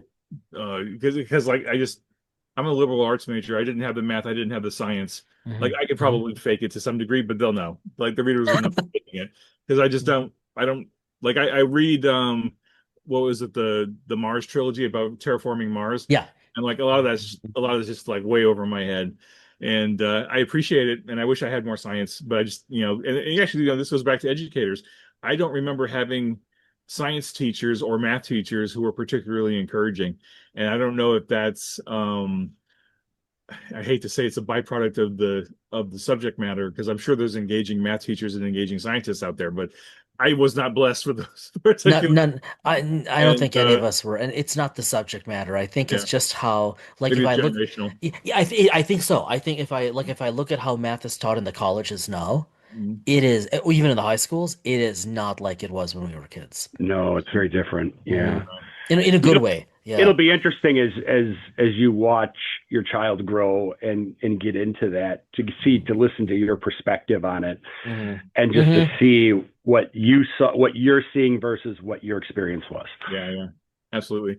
But no, yeah. So I would stick to fantasy and science fiction, light science fiction. Um, but I've had moments of wanting to write like not literary fiction, but like I was a big fan of Stephen King. So like not so much horror, but like thriller, kind of like the looking at the shadow of the world as opposed to like the bright light shining on it. Like You look mean, well, at the like, edges a little bit of what's through the mist or what's on the other side of the veil, that kind of stuff. so you want to write the news? The news. No, I want escape. I want to write escapism. Like Okay, thank you. and I Okay. think and I don't remember who said this. I wish I feel really guilty now. Somebody mentioned it to me that in about 12 to 16 months, Yeah. we're going to see some amazing speculative stories come out because, you know, politics and social upheaval, Yep. artists tap into that and create amazing stuff 12 to 16 months later, right? So Oh, like we're in interesting. that cycle where Oh, Okay. things suck so much right now for so many people, Yeah. where a lot of us are looking for escapism, and we're creating that escapism through art. We're doing art, music, Yep. stories, novels, like Uh-huh. whatever your art is. We're developing that now, and those stories that stuff is gonna come out, and you're gonna, they'll look back on it and go, oh yeah, look at all this amazing art that came out after, 2021, 2022, 20, all this horrible stuff is happening in the country and in the world. Look what blossomed from that, Yeah. right? And Yeah. I think about themes and what's important to me as a writer. Hopefulness and optimism, like those Hmm. those are threaded through everything I do, and I Yep. have Star Trek to thank for all that. Right. So as I think about, not my mission statement, but like, why would a reader want to read my stuff, and why would a reader want to read my fantasy and my science fiction and my other stuff? Because a lot of readers are very genre specific. They want to read fantasy, or they want to read science fiction, or they want to read thrillers. True. They want to read, Mhm. and you don't often get a lot of crossovers unless you're able to say, well, I'm a writer. Here's the three things that are super important to me. You're going to see these in all of my stories, no matter what genre I'm writing. Oh, Maybe they'll come along interesting. for the ride and try something different. Mhm. Who knows? I don't know. But at least that gives me something to focus on and say, you know what? All my main characters are going to be reluctant heroes doing the right thing when they have to do it. Yeah. And all my stories are going to have a bolt of optimism through them because I try to be an optimistic person. And as lousy as the world can get right now, you go look for the helpers and you try to do Right. the good you can do in your little neck of the woods. And hopefully that, you know, blows up into more positive things. I don't know. Yeah. Yeah. So anyway, that there's even though the Weird Western series is gritty and profane and Mhm. I mean in some ways gruesome because of what the necromancer does. If now that I'm thinking about it, there's still a huge dose of optimism and hope built into that too, because every society needs hope, even in the darkest. You always got to have Yep. somebody shining the light, Yep. uh, even in the darkest days. And I think that's some of that led me to write the urban fantasy series, the Potomac Shadows. Yeah. I think part of that too was me learning more about the indie publishing world, where writing a passion project, and the Weird Westerns were definitely my passion project. But then kind of once I scratched that itch, and I was like, okay, now I can get serious and do something else. Mhm. Obviously, at the time, urban fantasy was super popular. This was before the romance subgenres really got into it. But urban fantasy, and it wasn't so much you know uh tough chicks in leather pants and katanas doing. It was something different, and I just had this idea of a young woman who discovered that she can see ghosts, and somehow along the way she was given this task to be the one who helps ghosts get from where they are to the Huh. next phase, the next, whether it's going through the veil to move on to heaven or hell or like whatever they believed or whatever. She was a psychopomp, right? She was the one who could communicate with spirits, Interesting. and so I don't know where that came together, but it all came together, and Neat. added some supporting characters because, of course, DS9 is super important to me, and I love their supporting cast of characters. And Yeah. I wanted a series that had really interesting supporting characters for this character, and Yeah. again, had a lot of fun writing it. I based it in my neck of the woods, so Hmm. the trilogy is based in the Northern Virginia area, specifically where I live. In fact, I was heartbroken. Nice. the main character visits a hot dog place Oh no. on several occasions, and that place just closed Oh, a Oh, couple of months ago. So I was like, "Oh, I'm heartbroken. but This is gone now." Immortalized in immemorialized my in your book, yeah, books, but right? gone So, now. uh, But like the big climatic, battle in the third book takes place in National Cathedral, which is just a few oh, miles down the road cool. or whatever. So I think that's a series I could probably get back into, partly because um, I left you it. could take that so many different directions Yeah, too. I mean, there's so much I can do. I've got 12 more years of experience living in this area. There's so much more I can do. Yeah. And plus I had ideas on like how to expand it out and stuff that are still reasonably fertile and untouched by the events that have occurred over the last 12 years. I think Uh, it's enough of a timeless moment that I could probably make it work. But okay. I got to Let me ask you Huh. this though. So so we both wrote for the anthology that Jason and Aaron Peterson edited. Yep. This was your first academic writing, as Uh-huh. you had indicated. So really, in effect, a nonfiction type of writing. Yeah. Totally. How was that for you as a difference from your prior fictional writing? So this was a different type Yeah. of writing. It's a good question. That's a great question, Brad. I will be transparent and say it was really, really hard.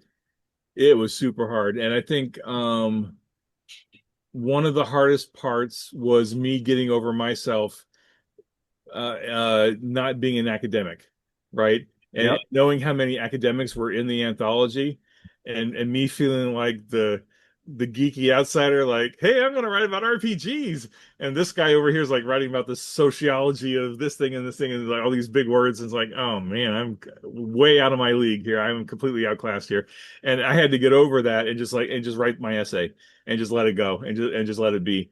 Because like a lot of the components of academic writing, like, oh, I need footnotes. Okay, I don't. Where am I gonna?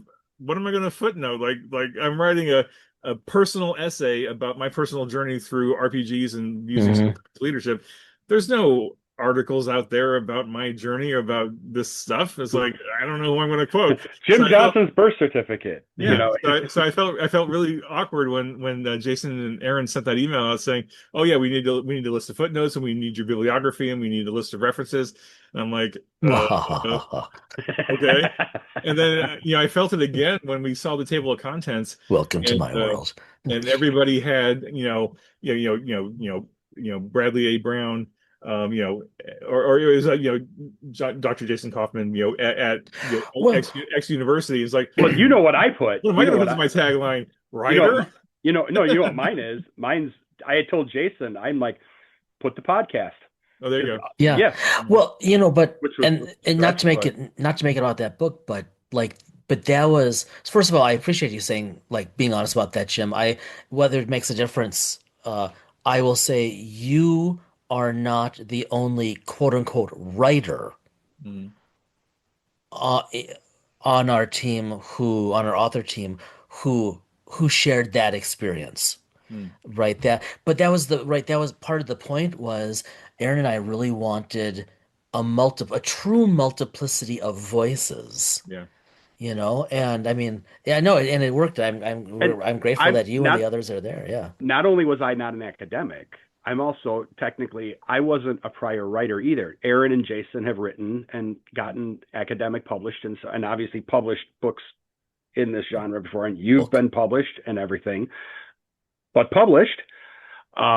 This was my first foray into anything, so I had a huge yeah, like we talked about it. mental. Yeah, Hmm. Jason knows this. I had a huge mental hang up that I had to get over. Yeah. Um, to get through it. So I get But it. I but knew I'll that I was curious for you because um I never expected it. I knew that it would be a different type of writing for you. I never expected that you would it would I knew that would be interesting for you just because you had mentioned it before about the coming at it from a different angle because you know you were writing more experiential, so there was you I was all that I was pulling from were some of the TV series, and I was referencing a couple studies that I had. Uh-huh. but flip this around. Like I think of for those who are not even necessarily in the sciences, but for those who write nonfiction, whatever that means for them. I think there's a reason you don't see a lot of them like dipping their toes into fiction, right? Hmm. Like I mean, I listen to you, Jim. Like I can knock out 30,000 words in a few days, and I'm like I can't even imagine how it would develop a character, right? Mm. Like there's a very that's what I think is so cool about this. Jason, That it's a beautiful you've way to written a lot, and I'm going to step out. yeah, so so You yeah. no, no, no, you've written a lot, whether it's been published or not. You do a lot of writing. Um, but Yes, but but I not like remember that. when you wrote Ohm, Mm. you know, and that was kind of a foray for you into some I wrote fiction. half a dozen short stories several Yeah. years ago as I had a colleague at my previous institution who was an English professor Hmm. who was way like was a Stephen King scholar, like really got into it. And his encouragement was if you just want to be a better writer, it's what you said, Jim. Just write. Just play. They're not going to go anywhere. Just play and find a voice and just practice. And yeah, and you'd always be good and read them, but Yeah. and give me feedback. But then they just went away, right? Hmm. And but Yeah. but yeah, it was good practice. Yeah. Yeah. So Mm. but I remember you talking about this is very different for me Mm-hmm. going into the Totally. realm of fiction. Yeah. But So, going back to something we were saying earlier, though, Yep. one of the reasons I wanted to do it was because I knew it would be a challenge, and I Yes. knew it would be something different, and that's hmm. the challenge that I wasn't getting from Yeah. from Modiphius, and no knock on Modiphius, No, obviously, no. but, like Star Trek is not hard for me, right? Hmm. Like Yeah. making an RPG book is not hard for me Yeah. anymore. It Amazing. was hard, 6, 7 years ago, but it's second nature. Not quite, but it's pretty close to second nature I'll now. bet. I'm on such a Hmm. machine with that now. I'm good. But like, oh, writing a nonfiction essay about leadership in Star Trek based on RPGs with academic flourishes and footnotes and all this stuff. Ooh, that's challenging. That's hard. I mean, not hard, Hmm. but like it's Yeah. challenging. And so I think that's one of the things that kept me going through the process. It was like, even though this is hard and there were moments where I was like, I'm not good enough to do this. I was looking forward to the opportunity to learn, right? And I think that's what every writer needs, whether you're fiction or nonfiction. You need to be willing to keep learning and to Yes. recognize that you do not have the complete skill set. You will never have the complete skill set. There is always something new to learn. Uh, Hmm. if you ever stop and say to yourself, I know everything there is to know, then that's when you need to hang it up because you failed. There's no way you're That's going to right. be able to go beyond that. You got to keep learning. You got to keep trying new things. And I've written stage plays and teleplays, I tried my hand at a movie script, and I've written novels, Jeez. short stories. I've tried a lot of different formats, and I haven't tried poetry. Well, I did You poetry know, back in high school, but I was thinking someday, about that when someday we I'll get to started it. talking. I was half tempted to ask about that. Yeah, I just as much and you would think as much as I love Shakespeare that I would have written some poetry, but I just haven't been Jason, you used to able write to. poetry. You used to write limericks about uh, areas up near Jim, right? What? Dare I ask? There once was a couple from Man, Nantucket. Right. yeah. Yeah, exactly. Nantucket's a bit further north. Yeah. Okay, I, that's I, close I, enough, I right? have I have one limerick Uh, memorized from Isaac Asimov. That's the extent of my poetry skills. nice, Yeah. nice. Yeah. Anyway, so like I always try to keep myself fresh by writing different things, and That's that's why cool. I was really honored and excited that you invited me to Thank to you. contribute, and hopefully fortunately the great thing about an anthology, and I'll be self-deprecating here for a moment. The great thing about an anthology is there are so many essays in there that if Yeah. mine sucks, they're not going to remember it. They're going to be reading the other 30 essays that are in there, and it'll just be one voice among many as opposed to being the only one, right? So But and all of us though being associated with hopefully something that's really good overall, yeah. right? Like, yeah. No, I'm with you. There was even because we've got obviously a number of scientists of different shapes and different shapes and Mhm. sizes, different types on the book. And like when we sent out some of those invitations, one of them wrote and was like, I'd love to, but I don't have anything I can say or contribute. And I'm like, yeah, you do. Here's what I'm thinking. And yeah, I mean, but that's also again, not to give you too many pats on the back, but like Brad and I have watched what you've done with the STA team, right? I Mhm. mean, obviously you're always pulling in freelancers, but like we think of those freelancers who have become part of the core. I mean, you've built writers Mm, over these how many years now, right? Of through STA, where they're now going off and they're still doing STA, but they're doing their own things. Like I just while we were talking, I got an email, right? The Kickstarter update from Al, right? I mean, and Thank these are you. all Yeah. offshoots of you as you become expert, oops, and get a little bored, mm, still building the team and building those writers, yeah, and kind of building a legacy around that, which I think is also important to note because whether you're a writer or something else, I think that's really, like you said, especially if you're mid-career like we all are, like mm, that I think is increasingly important, right? Because now they will go and do whatever it is they want to do, but mm, they now have, courtesy of you, the opportunity and more of the skill set and right. doors opening. That's just very, very cool. And so Yeah. it doesn't help with the wanderlust, but I still think that's a really important aspect of all of this. Yeah, yeah, and actually, Jason, that is a beautiful, beautiful segue to the one topic I had written down earlier in Yeah. the conversation that I wanted to kind of talk about. I think we've pretty well covered, my books, Yeah, great. and I think they were a wonderful thing to have done 12 years ago. They're on my shelf. I'm happy, very proud.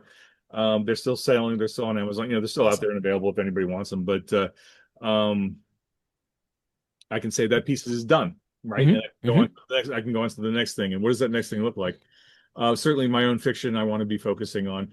But I think one of the things that's been kind of like scratching at the back of my head is what you were just talking about, like that project management Yeah. and developing other writers and giving those writers um a leg up on developing the skill set they need to be successful in whatever they're going to do, right? Like Hmm. Al's gone on to develop his own RPGs and his own publishing company and all Yeah. this stuff. Michael's, written novels and going on and doing things. I discovered, and I think this was a slow transition for me, transitioning from primarily writer and a little bit of editing to being like more editing and project Yep. management Yep. and letting the writer part go at Modiphius. Is like I discovered I really like mentoring might be too strong of a word, but I like I think so. giving other people opportunities to write and do stuff and be successful and start building that skill set so they can then go Hmm. do their own stuff. Yep. And I think there's probably room in the indie publishing world for something like that, Yes. for somebody to come and say, I have this skill set. I can help give you a leg up to get you to where you think you want to be as far as like a right, like maybe you're a newbie writer, you don't know anything. How do you format a book? How do you write a book? How do I start getting informed? How do I start getting a editor or proofreader? How do I just start taking all these random ideas in my head, Yes. focus it into something, make a book, and then go from there, Very right? cool. I think I've got the skill set, even though I don't have the personal like publishing success, right? That you would expect somebody to sell a course like, here's how to write a book and make $1 million. That's not me. I don't. Who cares, right? Yeah. But like practical life experience and practical project management experience to say, if you are the kind of writer who wants to get down in the dirt and like write and write and write and be successful at whatever your definition of success is, I think I can help you, There's right? a lot of there's I a think lot that's of there's a really lot cool. of people that try to sell Yeah. that lifestyles of the rich and famous, Hmm. Mm. how to sell that Hmm. $1 million idea, right here. I'm a Nobody blue collar writer. yeah, nobody goes for the Yeah. meat and potatoes. Yeah. And what you're in effect is selling, you know, how, first book published coaching. Um Maybe it's coaching. Yeah. yeah, in effect, I don't know if I don't know coaching if is that's just the right term, but that's what, no. yeah, that's what we're, That's the first term. That's not probably the best term to use when you market it, but ultimately but that's what that's what you're you're in talking. effect doing. It Yep. you're mentoring them Yeah. through that And process. and I will, And oh, go ahead. Sorry. and all I will say then is No. that it doesn't have to end with that first book because it'll change and things will adjust every time. It depends on the book and Yeah. the material and everything like that. And I mean, I will say I am intrigued by your news. I'm intrigued by your ideas and would like to subscribe to your newsletter. I'll use I'll use myself as an example. Now, granted, I'm like in a nonfiction right world, but predominantly at least. But like what you're talking about, I think I think would be incredibly valuable. Like, and I'll just be super transparent about this. Like, for me. I'm not successfully, but I am actively seeking an agent, right? I've read in part of a book. I keep kind of changing it, but I'm actively seeking an agent. I've reached out.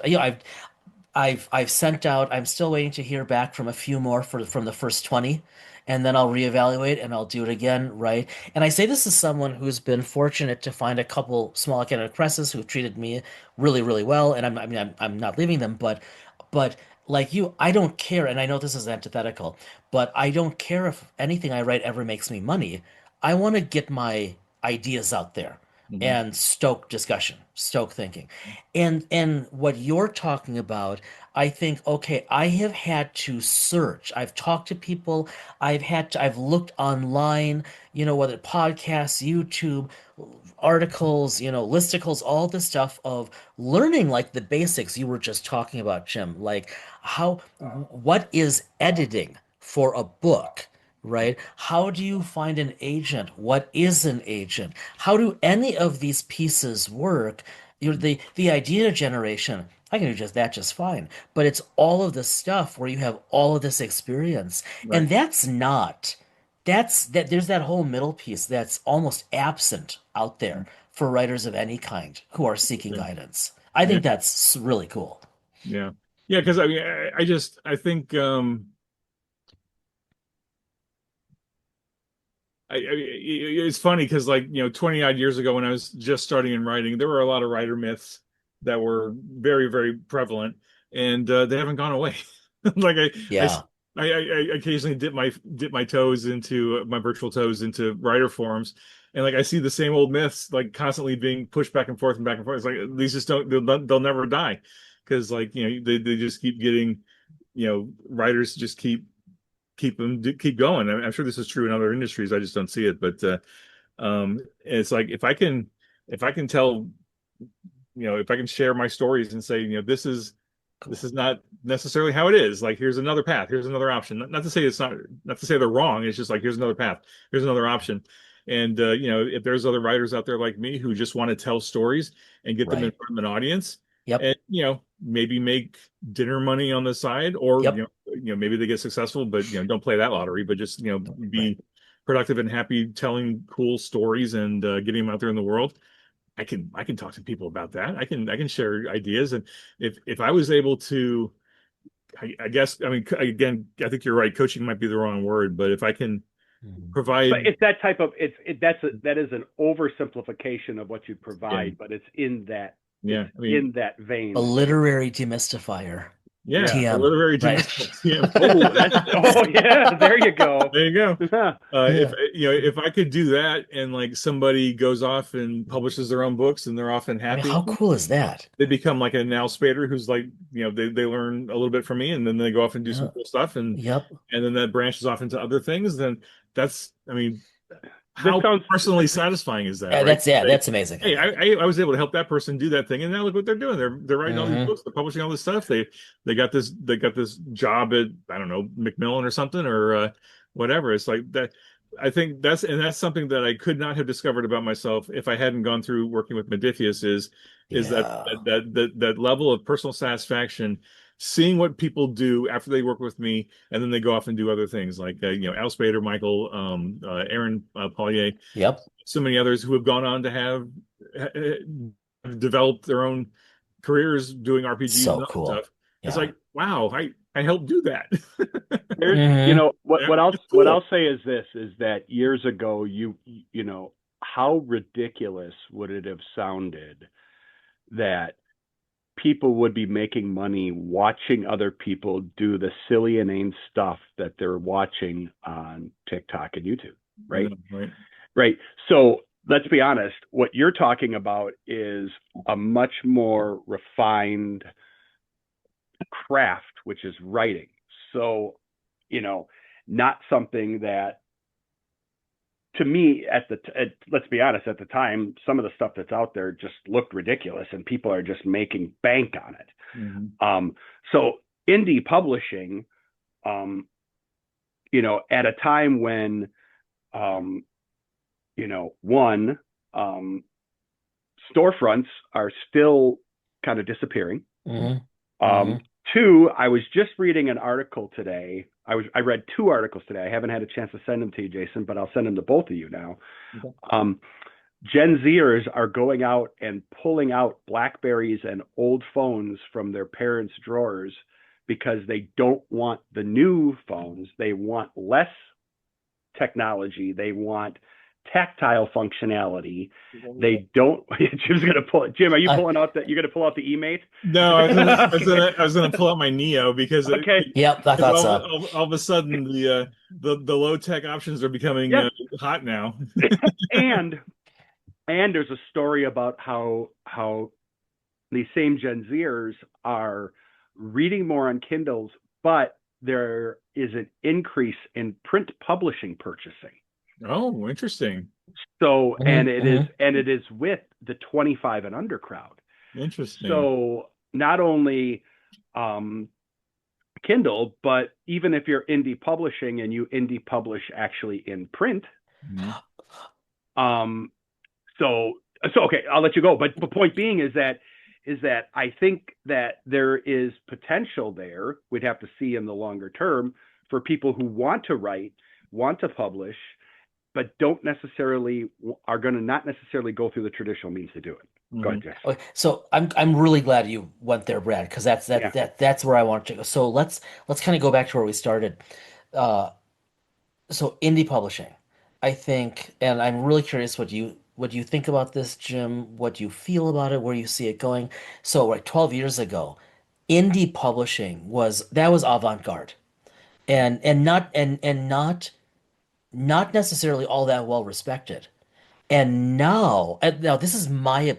This is my read on things, no pun intended, based on, I mean, really like trying to follow the industry, but now indie publishing is seemingly really making it or starting to make it mainstream. Like let's face it, other than some of us academics, at the end of the day, the typical reader doesn't seem to care where the book comes from. They care that it's a good book, right? And so you've got this indie publishing, which is taking off, and you have the print on demand. And to me, that's a game changer because, like, what's one of the reasons that I think the Star Wars remains so enamoring? Because we're human and analog is never going to fully go away. It's not going to go away. And so you can do indie publishing, have control of so much of that process, or at least input, and then people can still they can either do it digitally on a download or they can hold your beautiful book. And I think in that regard, like the landscape, it's so different than it was a decade ago. Oh, Mhm. and I'm wondering, like, from your perch, what do you think about that? And again, going back to your wanderlust and like if you hopefully get back into the writing you want to get back into, Mhm. what do you think about that stuff? Like what do you see doing like around that? Yeah, I think gosh, there's so many more avenues now Yeah. to publishing than there were even 10 years ago. Um, I think, I mean, one of the challenges, of course, is like the major, huge, giant corporations, Yep. Apple, Amazon, et cetera, are are are in charge of a lot of this. But there Hmm. are still ways to get around that. And I think again, there's a lot of different paths to success, whatever, however you define success, right? Like for a long time, the debate was like, do you go with Kindle Unlimited or do you go wide? Do you publish on all the different platforms or do you just stick with the Amazon ecosystem? Since that's where the vast majority of readers are, because Kindle makes it so freaking easy Yep. to download a book and start reading in the matter of Yep. seconds, right? Like, I don't think too many people have figured out that magic sauce yet. I know Barnes and Noble tried with the Nook and Oh, had some issues, and I think yeah. there's other e-readers certainly, but gosh, Amazon really knocked it out of the park by not only having the device but also the infrastructure to feed stuff to that device, right? Right. I mean, they made it so seamless and so easy. It's hard not to be a writer and say, "Oh, I'll just invest in that ecosystem and just like pipe myself into Amazon and that's it." But I think over Hmm. time, we've discovered that you can do both. You can write some series or some books and have them in the Amazon ecosystem exclusively. And then you can write other stuff and you can have that go wide, right? Yep. Like Yep. you Yep. can diversify and do different things. And I think that's something that in my limited experience reading a lot of different writer forums, a lot of writers don't get that. They have that mentality of one or the other. You can't do both. It's Yeah. like, are you a Democrat or Republican? Or are you somewhere in the middle? Or do you like, Coke or Pepsi? Or do you like other things? Mhm. I think there's a whole, culture built around having to make a choice. What side are Yeah. you on? Are you KU or are you wide? Are you Amazon or are you wide? Why not do both?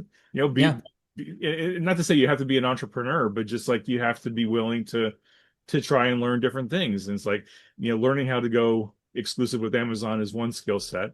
Learning how to go wide with all your books is another skill set.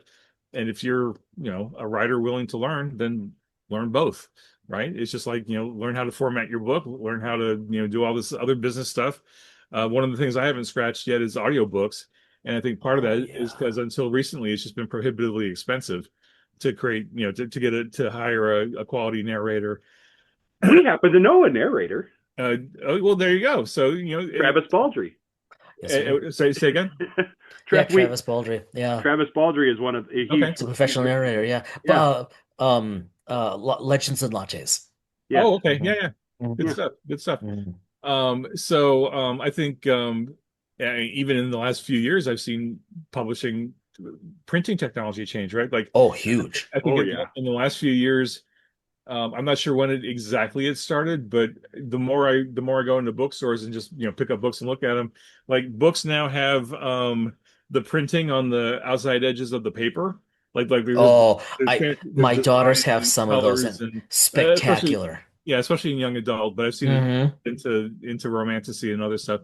Like somewhere along the way, the technology shifted to where that's easy or relatively easy to do. Like, I mean, all my older hardcovers, nobody was printing on the edges unless it was like gilt edging Exactly. or Yep. something. Yeah. But Yep. now, now there's a lot of books out there that have the fancy designs on the pages in addition to the book itself. So Hmm. that's something that I'm confident will come to indie publishers in time as the technology continues That's to interesting. diversify and get cheaper.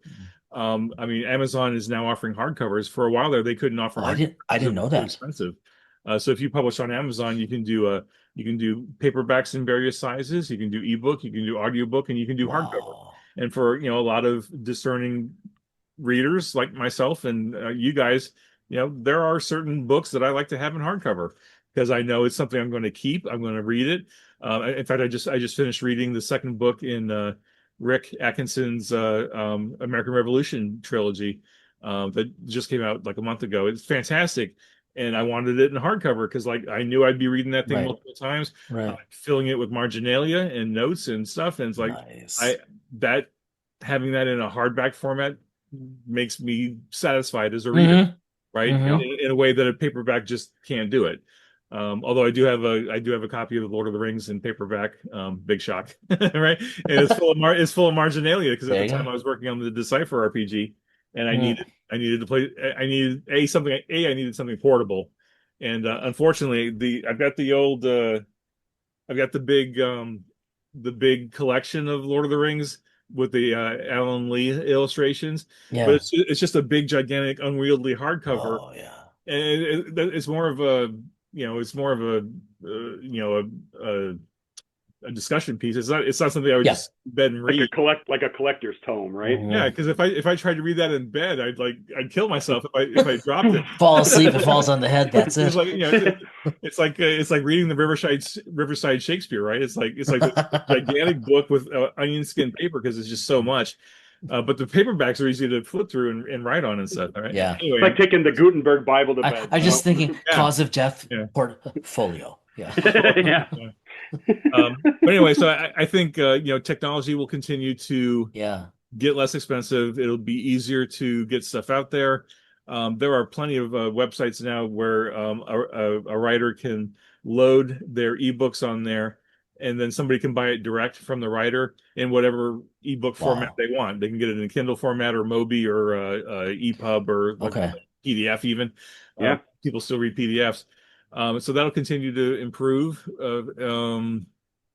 But I think ultimately, I think Brad, you said, or maybe it was Jason. One of you two said, what a reader ultimately what a reader Yeah. wants is A is a good book. is a friction-free Yeah. good books are written Yes, where they're not Mhm. distracted by typos. They're pulled into that that's right. story and they're engaged. And I think good writing is going to trump everything.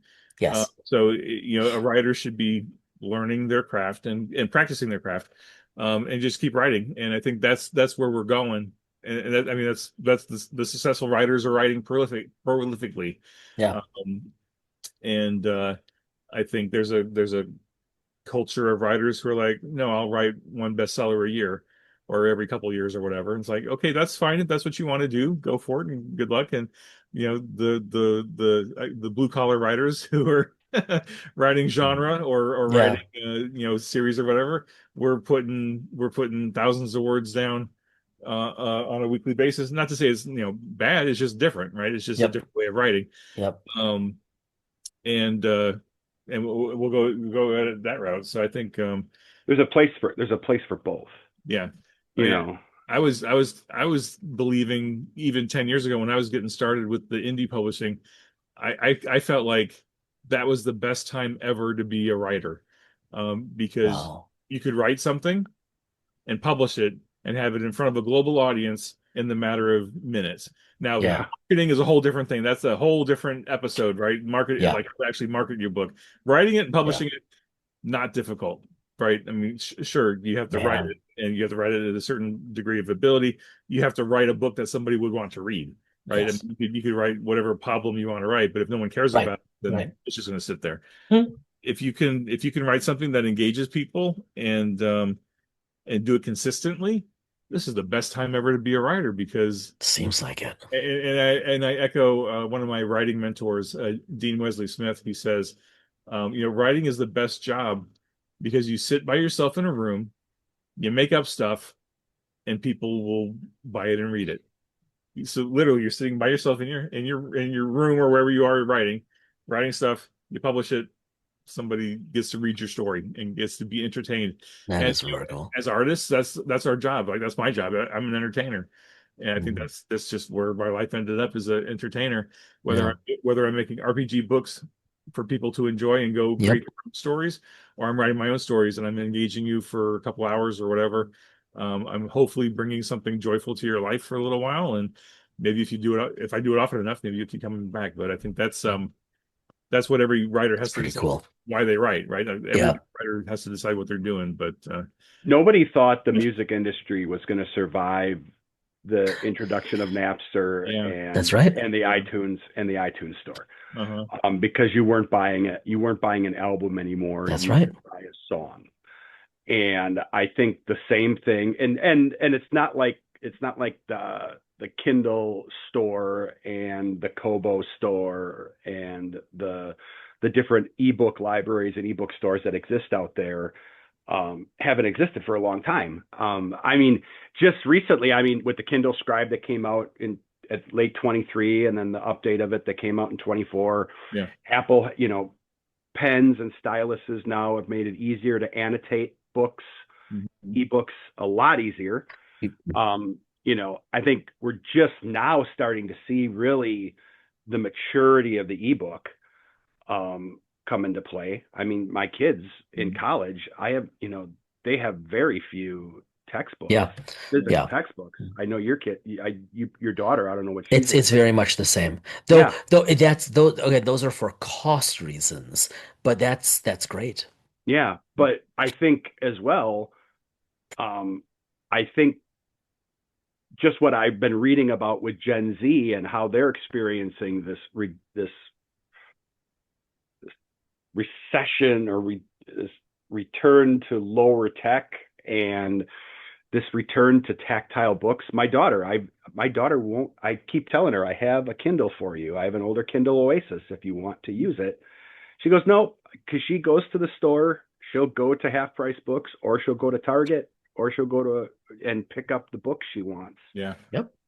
because she reads and she keeps a certain few books that she likes that she wants to reread again on her little shelf, and she takes the others to half price to sell, and she gets credit, and she goes back and she needs physical books. yeah. And Because she's they're a 19. beautiful, beautiful thing. I love Yes. it. I love it. And that to me just, you know, 10, 15 years ago when they were very young, I was worried about the future Mhm.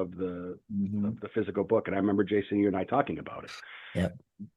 Yeah, So, and I think that's really one of the real strengths of indie publishing for the writers who are into that sort of thing. And I've experienced this a little bit with working with Modiphius. Is like, I can get, I can work on a book and then pull it off the shelf and say, I made this. I I helped write the art briefs for every single illustration that's in here. I helped the graphic designer shape and mold the words to fit the page and to fit all the design elements. I picked the headbands and the belly bands. I picked the colors of the bookmarks. The craft that goes into making this book. Even though I wasn't manually binding the thing, or pushing the button on the offset printer. Oh.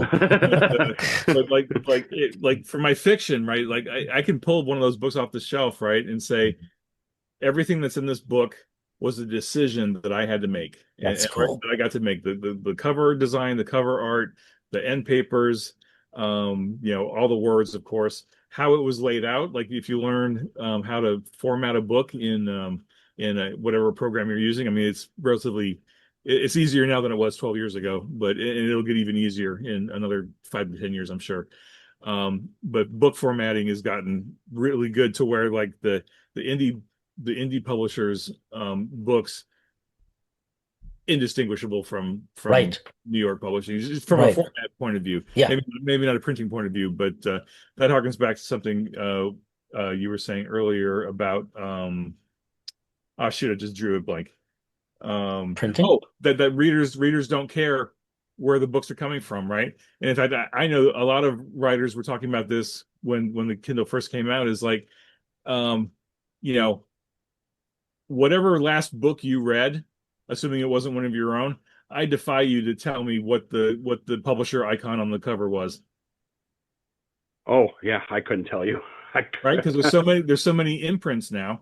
Yeah, Well, I always look at that, Yeah, especially these days out of really? curiosity. Okay. And on in the Kindle, I couldn't tell you. oh no, no, Yeah, no, I'm but certainly yeah, not. Yeah. Yeah. invariably like 95% or more Mhm. are oh you like you said, there are all of these imprints, almost all of them fall under the big five.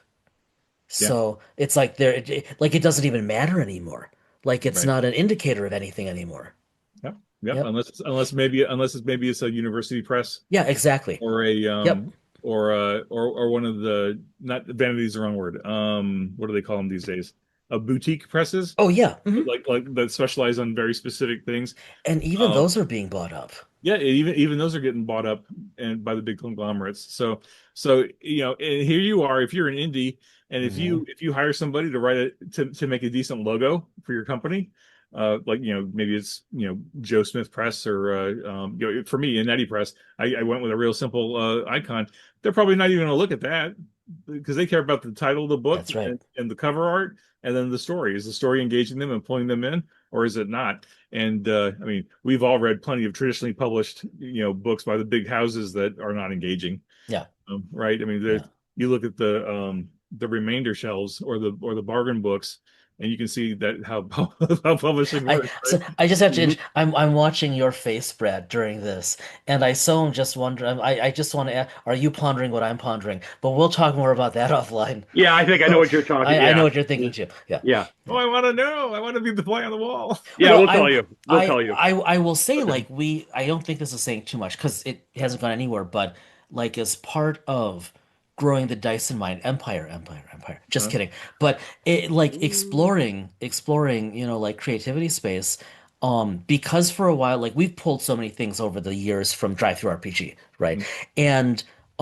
And now with their like publishing options and print on demand, we got really curious, like how, especially like getting to befriend people like Gal Spader, right? Like who've been really active, and we've had a number of other guests over these 4+ years who've like started with Drive Through RPG in terms of like their press. I shouldn't even say air quotes because like with their press, and so like we looked into that, and to your point, like I was personally, like I was kind of blown away, like this is now so simple. If someone has something good to get out there, right? Emphasis on that piece. But if they have something truly good to get out there, creativity wise, um, even going through like drive through RPG, it's like, oh my God, someone could literally just start to put it out there. And even for people who want it printed, they can do the print on demand. And like you were saying, like there are instructions. Here's how you set it up in Word. And so much of that guesswork, like I think a decade ago, page layout wasn't as easy as it Oh, is now for good. anything. Go great. You had to grab InDesign, and I you mean, had to, yeah. remember you and me with with the college paper back in the day. Oh Like, gosh, I yeah. mean, it's a light year from where the tech Oh is. yeah. Yeah, it's just Oh all yeah. very cool. Yeah, Yeah. Yeah. I mean, if you get somebody who knows what they're doing, they could take Word or PowerPoint or whatever and turn it into a really pretty book. I mean, PowerPoint was never intended to be a desktop publishing program, but some people have found a way to make it work. I think so. Mm-hmm. Right? Why Yeah. not? Mm-hmm. I mean, if you And hate yourself, go for it. But it can't work. Yeah. Microsoft Publisher, but that's really gluttonous. If you really that you're really a glutton for punishment if you want yeah, to start using that. I spent some time my community theater group 20 odd years ago. We used Microsoft Publisher to do our newsletter, and Wow. I did that. I was in charge of that newsletter for about 16 months, doing my Wow. using Microsoft Publisher, and it was a pain in the butt, but I'll bet. somehow I made it work, and it was not pretty, They but have finally removed that. They finally announced that it's going to be removed from Office 365. oh, no kidding. It That's traditionally has come from with Office 365, wow. but now Let's they've just go announced back it. to print shop, pull out the dot matrix, call it a day. Yeah, yeah. Or the For the newsroom. for Or the those of you listening newsroom. who don't know what we're Yeah, talking about, that's your yeah. problem. The old this is a digression, but my best friend and I we played Star Trek RPGs way back in the day, Yeah, so long ago, and we fortunately at the time we were really diligent about writing down our synopses, right? So nice. we record what happened in the episode and some of our personal reactions and recollections about what happened. But because we wrote those so long ago, we wrote them in WordPerfect, like Oh, WordPerfect Yep, yep. shift F10, or shift something. F7. Yep. Yep. And we printed them on a dot matrix printer Yeah. where you had to tear off Yep. the ribbon on the side I have the all way of it my fed into the notes, printer. Yeah. all of Yeah. my notes, PC sheets, all of that Mhm. from adolescence, pre-adolescence, all in those folders, all dot matrix. Yep. I had a Smith Corona dot matrix printer. Mhm. That was with running WordPerfect 5.1. Right. Oh yes. So the paper's perforated on the sides because you had to take the little holes off from how it got fed Yeah. into the printer, and then each page was perforated, so you had to tear Yes. the page off. So what we've discovered then, so I mean, this was a year or so ago when we got together with our binders because our binders are full of Star Trek stuff, is that the dot matrix paper is now so old that the ink is fading, Yeah. and now we realize we need to transcribe this stuff or do OCR or something. Oh Otherwise, we're yeah. going to lose it because Yep. the files, the electronic files, are long since gone. I mean, they're on some hard drive in the middle of a landfill, probably. Yeah. Yeah. But I need to transcribe all that stuff so that I don't lose the memory. You know, pack rat. I don't lose Yeah, the memory of it. dot matrix paper was not 20 pound 90 to 94 brightness, not No, by a long shot. no, it was gray. It really was in retrospect. Oh, I Oh, think we lost you, Brad. we lost your audio again, Brad. Bring it closer. I think that's making a difference. Um. Anyway, so Mm. we've been at this for a while. I don't know that No, this is great. keep It's hearing me go on, but 'cause I'm thinking about your listeners and who wants to listen to a 3 hour recording. hey, it's episode Um, 150. There, we but this is promised them a really treat. this has been really great. I think Yeah. Thanks for talking about this with us. This was our Treat to ourselves. 150th birthday Yeah. present to ourselves. We oh, Yeah. wanted that's to nice. talk about this stuff. Thanks, guys. Mhm. No, thank you. This was what we wanted to talk about. Mhm. I was just Mhm. gonna say regarding the printer paper before I think I was gonna say there was higher quality toilet paper than there was some of the printer paper. There sure was, wasn't there? You know, yeah, with some of that printer paper. Yeah. Which they do, by the way, still sell. You can get that through Toilet Office paper? Depot and no dot matrix. Dot that too. paper. But Do they dot really? matrix printer. Oh yeah, Oh yeah, because because there are still dot matrix printers that still function. Amazing. That That Image you- Writer 2 was indestructible. that are used by the government. I was just going to say, Brad, I'm willing to bet there's some government office somewhere in the bowels of Washington, D.C., in some gray building off of Oh yeah, there's probably some poor schmo still loading dot matrix paper into a printer, and that's still The screeching. the book I'm Yeah. reading right now talked about how the California office for I don't remember, it's one of their development offices, Uh, right, for housing development and whatnot, how that statewide office where they serve millions of people, their computer system is still run on an IBM mainframe running COBOL. oh, So COBOL. I mean, so to your point, I mean, yes, there this. is, right. Yeah. Dry heat. The, Sorry. the government agency working with the dot matrix printer is right next door to the guy still or the person still using the blue mimeograph. Remember the blue Yeah. mimeograph paper from Yes, it was called back in the elementary day? school. Yeah. It's called Yeah. something. Yeah, Yeah. we're old. With We're old. with the overhead projector where you had to lay it. With the wax pencil. Yeah. Yeah. Boop. Yeah. After watching the film strips. So.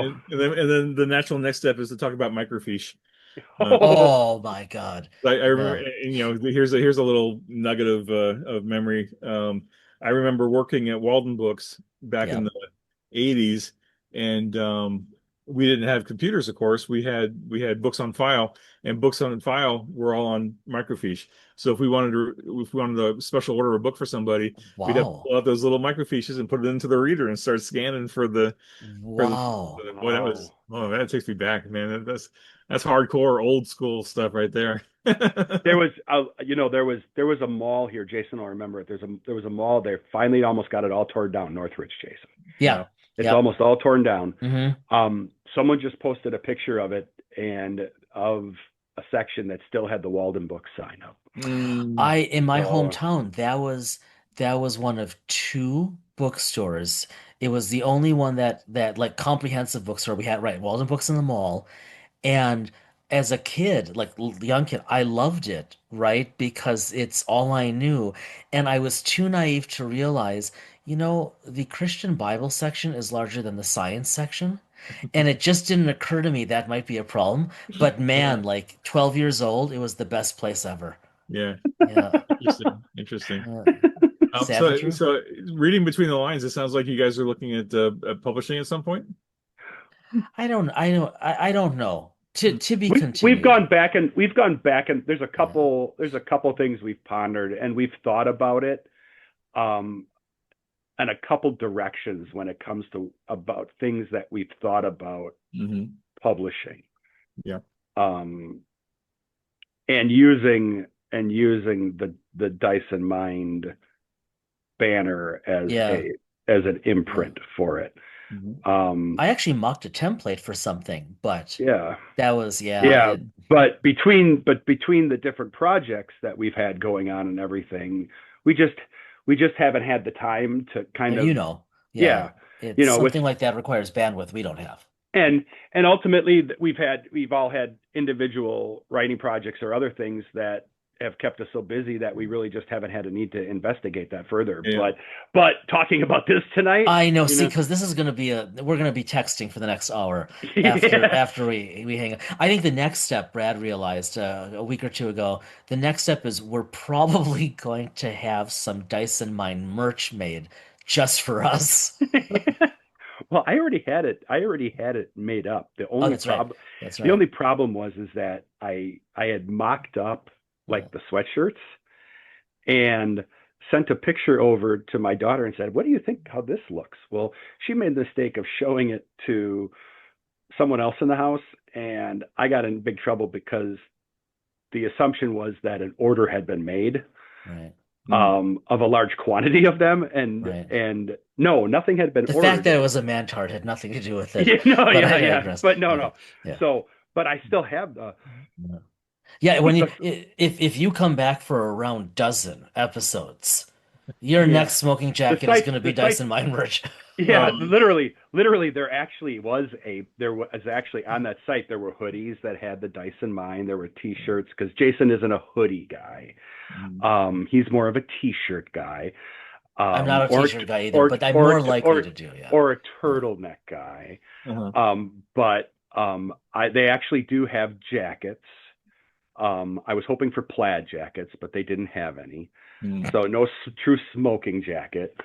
Um, but Yeah, I well, really wanted a hat. That's really kind of what because I'm a hat guy. that's cool, yeah. Yeah. But But yeah, so, but that's to your coming. question though, Jim, it's like you've said to us many times, like we'll see what the future holds. I mean, we don't need to close any doors. It's just fun to explore and learn.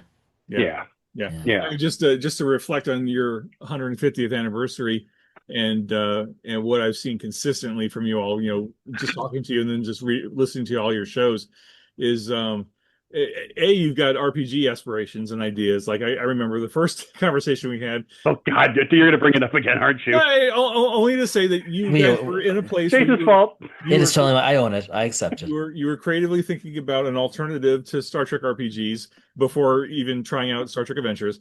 And Mea culpa. you've also got this through line of Star Wars that you love.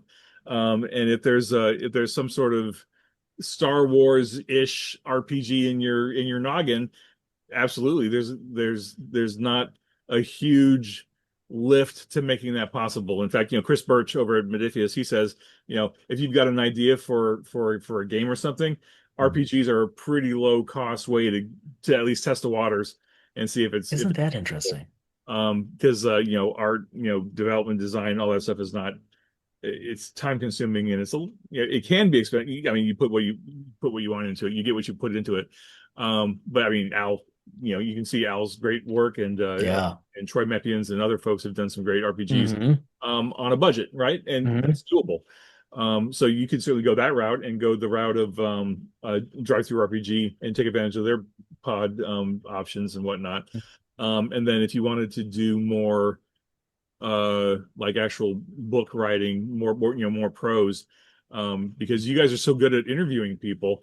I'm sure there's some way you could spin that into uh like anthologies or focused chapbooks or something on your guests and the way you interview and the way you come up with really good questions and whatnot.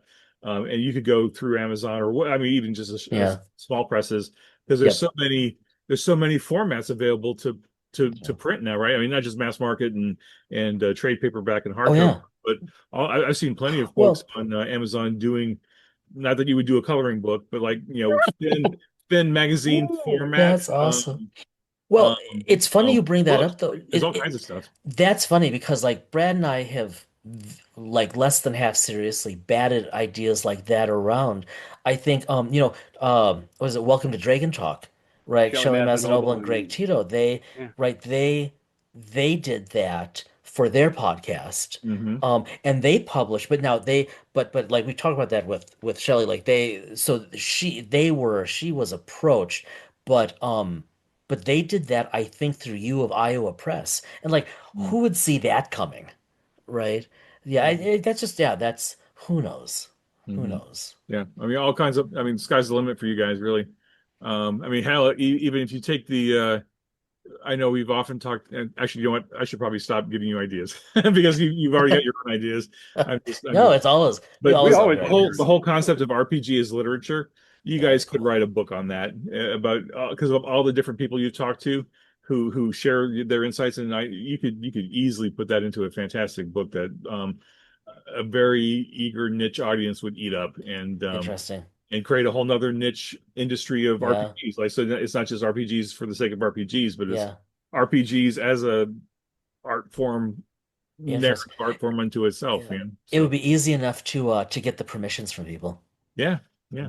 Well, And- and Oh, thank you for the ideas, as I'll always. end it. I'll end it just because Yeah. you brought it up, and I'm gonna bring up STA in the context of this is that I just within the past week and a half got the technical manual. Oh yeah, it's Um, gorgeous. it the I always love getting the PDF when pre-order opens up because it's like you could start playing with the PDF if you want to. right. Although we don't ever get a chance to play. But that was like a coffee table book. I mean, literally. And now Readable. Yeah. literally having that. The PDF was phenomenal. Having the PDF didn't, and hopefully you don't take this the wrong way, it didn't do the physical book justice. Well, Having the different physical purpose, right? book, It can't, right? it can't. I mean, literally having the physical book and paging Like through that, anything, yeah. you know, I saw that when I saw it come in. Yeah. I was like, oh yes. I wasn't paying I attention and my accidentally my ordered mine from Britain. my Oh And precious. then no. so well, paid So more, No, but frustrating. got it way sooner. he got it way sooner. No, it worked out. He got it way It did. sooner. It You did. got more It, Modiphius yeah, points. no, it was It worked win-win. out. Yeah. Yeah, it worked out. Hmm. You got yours about a week sooner than I I did, did. I Uh-huh. did. and ultimately, but I got it, and that was literally. I mean, we talked about that in the context of RPG is lit, and it has not disappointed in that It hasn't But disappointed, but I period. will I But will say, Jim, I mean, for you too, I don't know if you'd ever be interested, but like RPG is lit, you could write more about that than pretty much anyone else out there. I don't know. I don't know about that, I but do. because you guys planted the seeds, if I was going to do anything with that, I'd absolutely invite you along and figure out a way we could collaborate on it instead Well, of me doing it by myself. Yes. accepted, but Rather regret as you do. you planted that seed like 3 years ago. That's what got us started. So it's a Absolutely. fascinating thing. And it's kind of neat to see how many people are resonant with that. It's just kind of cool. And I kind of wonder how much of that is because of all of these writing, publishing, disseminating, printing options that more people than ever before can interact with these ideas and these genres and these IPs in ways that like we couldn't when we were kids because there was no way for that stuff to be out there. Right. Nor to like have fora online, big or little, where people could just talk about this stuff. Mhm. And that's a yeah, that's that it's very yeah, I think like you were saying before, it's just what a great time to be in any aspect of this industry or just a reader. There's so much out there now. It's really neat. oh, it's so I mean, I remember going to the games. I'll open up another topic, so I won't go there. But yes, it is such a cool time. And I look over at my STA shelf, and as I redesign, because I'm redesigning my office space, um, and ultimately kind of reorganizing how I'm going to where I'm going to put my RPG books and Uh-huh. other research stuff. And As Jim reaches around to one of his many. yeah, No, I'm listening. I'm listening. No, no, no. no, and I'm just thinking to myself, and I'm positioning the art where I'm going to put like my RPG. My RPG as lit stuff is going to be more center behind me, Hmm. as Nice. so Yeah. that when we Mhm. are, because that's going to be on camera as we Right. talk, and I want it to be front and center so that when we talk about it, I want to be Hmm. able to pull it from the shelf. Hmm. So so well, Absolutely. we have run very long, and we Thank you for really taking, appreciate it. yeah, Yeah, so thank you much for time with doing us that with us. again. Yeah, Can I offer one non sequitur before we wrap up? Please. please. Yeah. Just reflecting on what you guys were saying about how how Brad, you were saying that how you really like looking at the PDF, but that the print version just hits you different, Hmm. Yeah. right? For a long time, I've always mentally complained like, why doesn't the RPG industry just embrace ebooks and just because they're cheaper, they're easier, they're faster to market, all this stuff. Um, and but then like the I got the loose print proofs of the technical manual, Yeah. like just the loose pages Yeah. the printer sends me to make sure that they're okay. Um, and even just getting the print proof was a light year change from just looking at the PDF over and over again for months because like the pages hit different, like the artwork, Yes. especially Yes. um the the direction we went with the chapter headers, where the each chapter opens with a table of contents and a piece of art on the other Right. side. Yeah. This full size 8.5 by 11, Right. when you've got it in your face in Yeah. print, Yes. it's so different than when you're just staring at it on the screen. I got excited all over again when I got those Hmm. when I got those page proofs because I was like, oh, it's almost a real book now. And I hate to say real book because that's one of the Yes. against indie publishing is like, oh, it's a Kindle book, it's not a real book. And we've been fighting that for a long time now. But when you get when you get the actual print pages for a book, it's so different, and it's like, oh, it's almost a book. Yes. And then when I finally get the bound print proof, or I get my Oh, copy, then it's like, oh, it's a thing. And I It's know, so pretty. and you And know, it's and the and cover is so different when you see it in person versus just looking at it on the screen. It's just like, oh, it's yes. like a whole new book, really. Yes. it hits different. The color's Yeah. a little different, and I have an iPad. I have a 12.9-inch iPad Pro, so Oh, I didn't realize you had the Pro. Yeah, yeah, so you can see it. I Yep. have a it's but Not the even same. on a bigger screen like that, Hmm.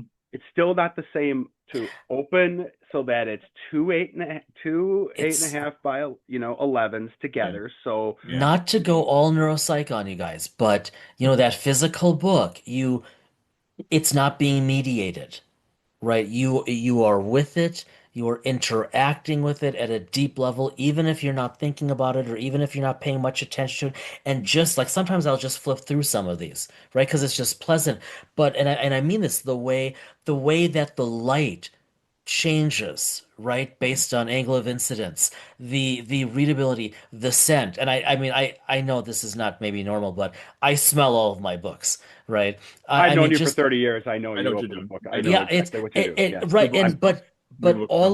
all of that the auditory element of that page turn. Yes, I know that all the digital devices can do the flip, but all of that together, there's that analog component. And again, and nothing to besmirch digital. I love the fact that we can have it both ways. Actually, three ways because I agree like ideally all of this would be audio as well, right? And there Yeah. are ways to make that happen, some better than I others, but I print think is having awesome. all the medium is I love my Kindle. Hmm.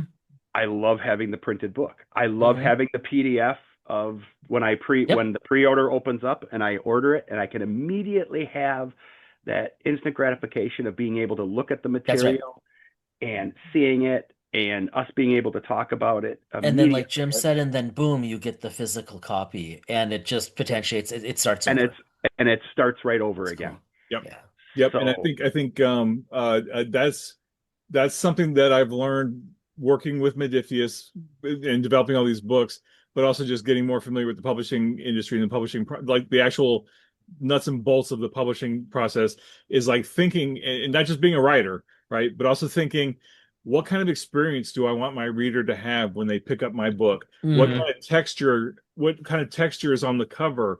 What kind of texture is the paper, right? Like because there's different paperweights and different textures of paper. And I noticed this especially when I was reading that Rick Atkinson book, is the paper itself just feels so nice to flip pages. Like it's not that onion skinny paper, it's a little thicker and it's very supple. And it's like Well, it's actually a pleasant thing to hold and to read and in you addition guys to are the words, right? Yeah, it's just you guys are moving away we're from geeking the out here. you well, but no, I mean no, yes, I'm sorry about the tangent, by the way. but no, no, not no. at I all. have But no, no, like no. you This is guys are interesting. moving away from the glossy. And like one of the things, like I'll pick on the tech manual sec for a sec because Brad did, and like it's the most recent thing, obviously that either of us have bought. Yeah. But like I remember thinking, being a little surprised, like, oh, I opened it, it's like this is, especially having seen the PDF, and everything looks glossy on PDF, Uh-huh. but like this isn't glossy. Like this is kind of matte, and it's way easier to read, Right. regardless of the light, and it's got that like with glossy pages, I always feel like, oh, I'm just gonna like gum it up with my fingerprints. It feels like a Yeah, tome. It feels like a true like but yes, but right, like there's that, oh, these feel like pages.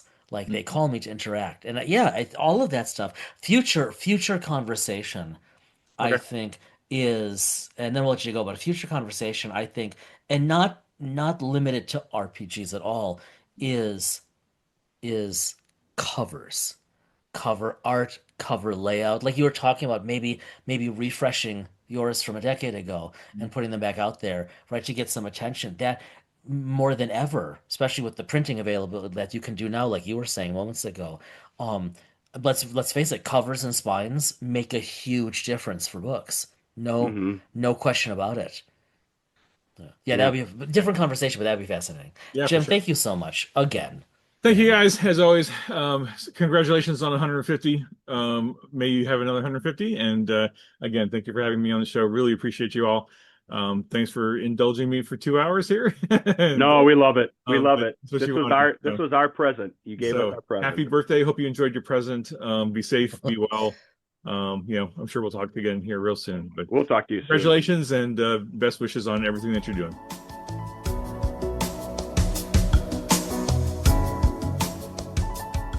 I hate to say it, but if we ever asked Jim to join, we know that he would. But it truly, thank you for coming yet again yeah. and gracing us with the podcast.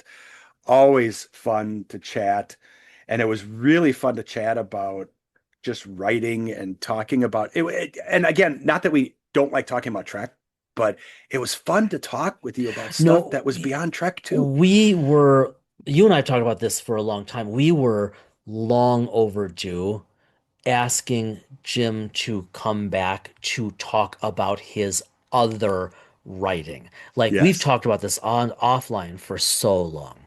yes, So thank you, Jim. yes. Now, I know you don't have it pulled up for this time around, but you do have some good loon sound now for future episodes. Uh, Um, I probably do. I yeah, probably do. Yeah. you I did, know and you did I send sent a you some stuff. really, Yep. really. I didn't Like tell you next this, day. but I took that video Yeah. and I converted it to an MP3 Oh, nice. and Mm. I set it on a loop. Hmm. Um, and I Good for ran you. it down here one night when I was falling asleep Hmm. and wiped my earbud batteries out. Good for Um, you. Well, so Brad's talking about when I was a little while ago, I was up on the Gunflint Trail up way northern Minnesota by the Canadian border. My family, we go up for a week every year, every summer. And I made a few videos, largely to send back to Brad and my brother and whatnot. yeah, And I think Aaron and I knew you would like that one. And I got one where it's just a very peaceful video visually and auditorily. And then there are two different points when you hear the loons calling just down on the quiet, lake. just Just quietly. quiet. Yep. In fact, they might have actually been calling from a neighboring lake. Okay, but So it was it peaceful. wasn't overwhelming. It was Mm-mm. like the summer wind sound. It was just Yep. it was like perfect, It was, like yeah, it was very like relaxing. an ambient noise sound. Yeah. And I was able to find a way to put it on loop, on Sweet. repeat. So speaking So of which, as we walk over to the Loon Cafe, that's why I brought it up. I know. So, do we have the same thing on our desks? Oh, of course. Of I'll course let we you do. start. Oh, okay.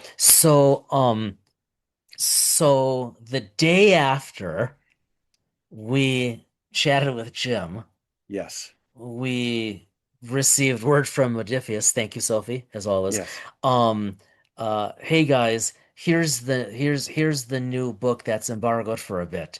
And as this drops, we're well past the embargo.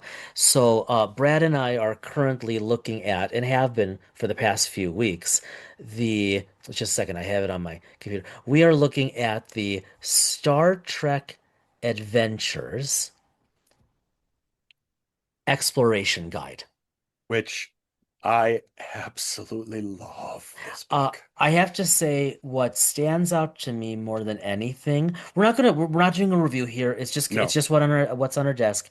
We might do a review in the future. We just haven't had time yet. Mhm. And like you said, Brad, there are so many who are doing it better. Yeah. And we haven't had time to get This into the will be a lit book of that it. we want to talk about from a lit perspective. Right, exactly. And we just need more time because of our schedules. Yes. But for starters, and I've said this to Jim, um, the art in Oh, this book is, I think, hands down the best in any of the line. And that means to me, this I really think the art in this exploration guide is some of the best art I've seen in any RPG book. However, and then I'm pitching it over to you. Hmm. However, what really stands out to me, one of my absolute favorite things about it is in the exploration guide for Star Trek Adventures 2E, the inside cover has a two-page galaxy map, or really, it's a two-page alpha beta quadrant map. Yep. And the inside front cover is 2259. 2259. Hmm. The inside back cover is for 2401. And 2401, why is that important? because that brings us through Picard. Star Yes. Trek Picard catches us pretty much all the way within a few years of everything that's come out. And it is, according to our liege, Jim Johnson, Hmm. it is as close to canon as you can get. It came from the Star Trek people, and it has more detail than we've seen on any of the screens in the show. Yes. So the back map in this exploration guide is is enough where inappropriately you just might need a moment. Yeah, I mean, if I could play from Wayne's World the We're Not Worthy, with Right. I would be able to I would sound like that right now. There are other lines from Wayne's World that also come to mind. But moving Yeah. on, what stands out to you, Brad? I think you were the one that brought that to my attention. I saw the maps, but I didn't make the 2401 connection. And we'll talk about some of the details that you caught in a future episode. Because we hyper focused. We talked about that back map for a good half an hour Yep. one night. Yep. Um, I think, to be perfectly honest with you, the art, I mean, the fact that um the you know it's a I don't I guess for me, just looking at it initially, the cover itself, if you go out to Modiphius's website and you go under Star Trek Adventures, Really you'll funky. see Yeah. the art itself is some of the most gorgeous material. And if you look, it's not, but it's kind of got like a steampunk-esque type of vibe It to it. it it takes you yes, on first blush, it's like, oh, that's weird. It's steampunk. And then you start looking at the story and the Yes. details in the imagery, and it's like, this is not steampunk at all. This No. is super high tech. And there is and the characters on screen are tied Hmm. into, there's reason why those characters are there. And I like And then, that the characters in 2E are being like I think of them as like the NPC characters. yeah. They're being brought across the various books. So it's Yes. kind of telling a story. See, there's the lit piece. I also we would be remiss in not mentioning if you haven't already seen this, then it is essentially a world building guide. It is literally in instructions. And again, when I was talking with Al Spader, he was telling me about the pieces he wrote, and it's like, my God, to get into that level of detail of juicy geekery, right? Yes. It's a pretty cool book. Like You can this create, will, it says it yeah, right. It says it right. I'm kind of summarizing what you can get on the website, but you can please. create sectors of space, you can create star systems, Hmm. you can create worlds, moons. I mean, literally, it Really is drill you it down. Yeah. it yeah, it's not even world building. It's Yeah, in right. I was effect, using that very yeah, whole sector it's building, system actually. building. Right. And there's actually a flow chart to guide you through steps from molar to molecular. It's pretty Yes. slick. I mean, the map alone, this, I think it's fair to say, will be on both of our shelves when it prints. Yes, and kudos to Jim for not, I mean, this did not come up in our discussions. But never does. He's No. so good at it. Yeah. And so we had a wonderful interview, and then the next day, Sophie Yeah. May at Modiphius sends Yeah. out out the notice, and we're like, and after we got notification of it, then Jim, we send a Yeah, message to it's like Jim and well say, played, kudos, sir. well Yeah, played, man. yeah, yeah. Keeping things close to the vest as always. And we But never ask. We no, we never never asked. ask for No, what's, but again, I think as we close,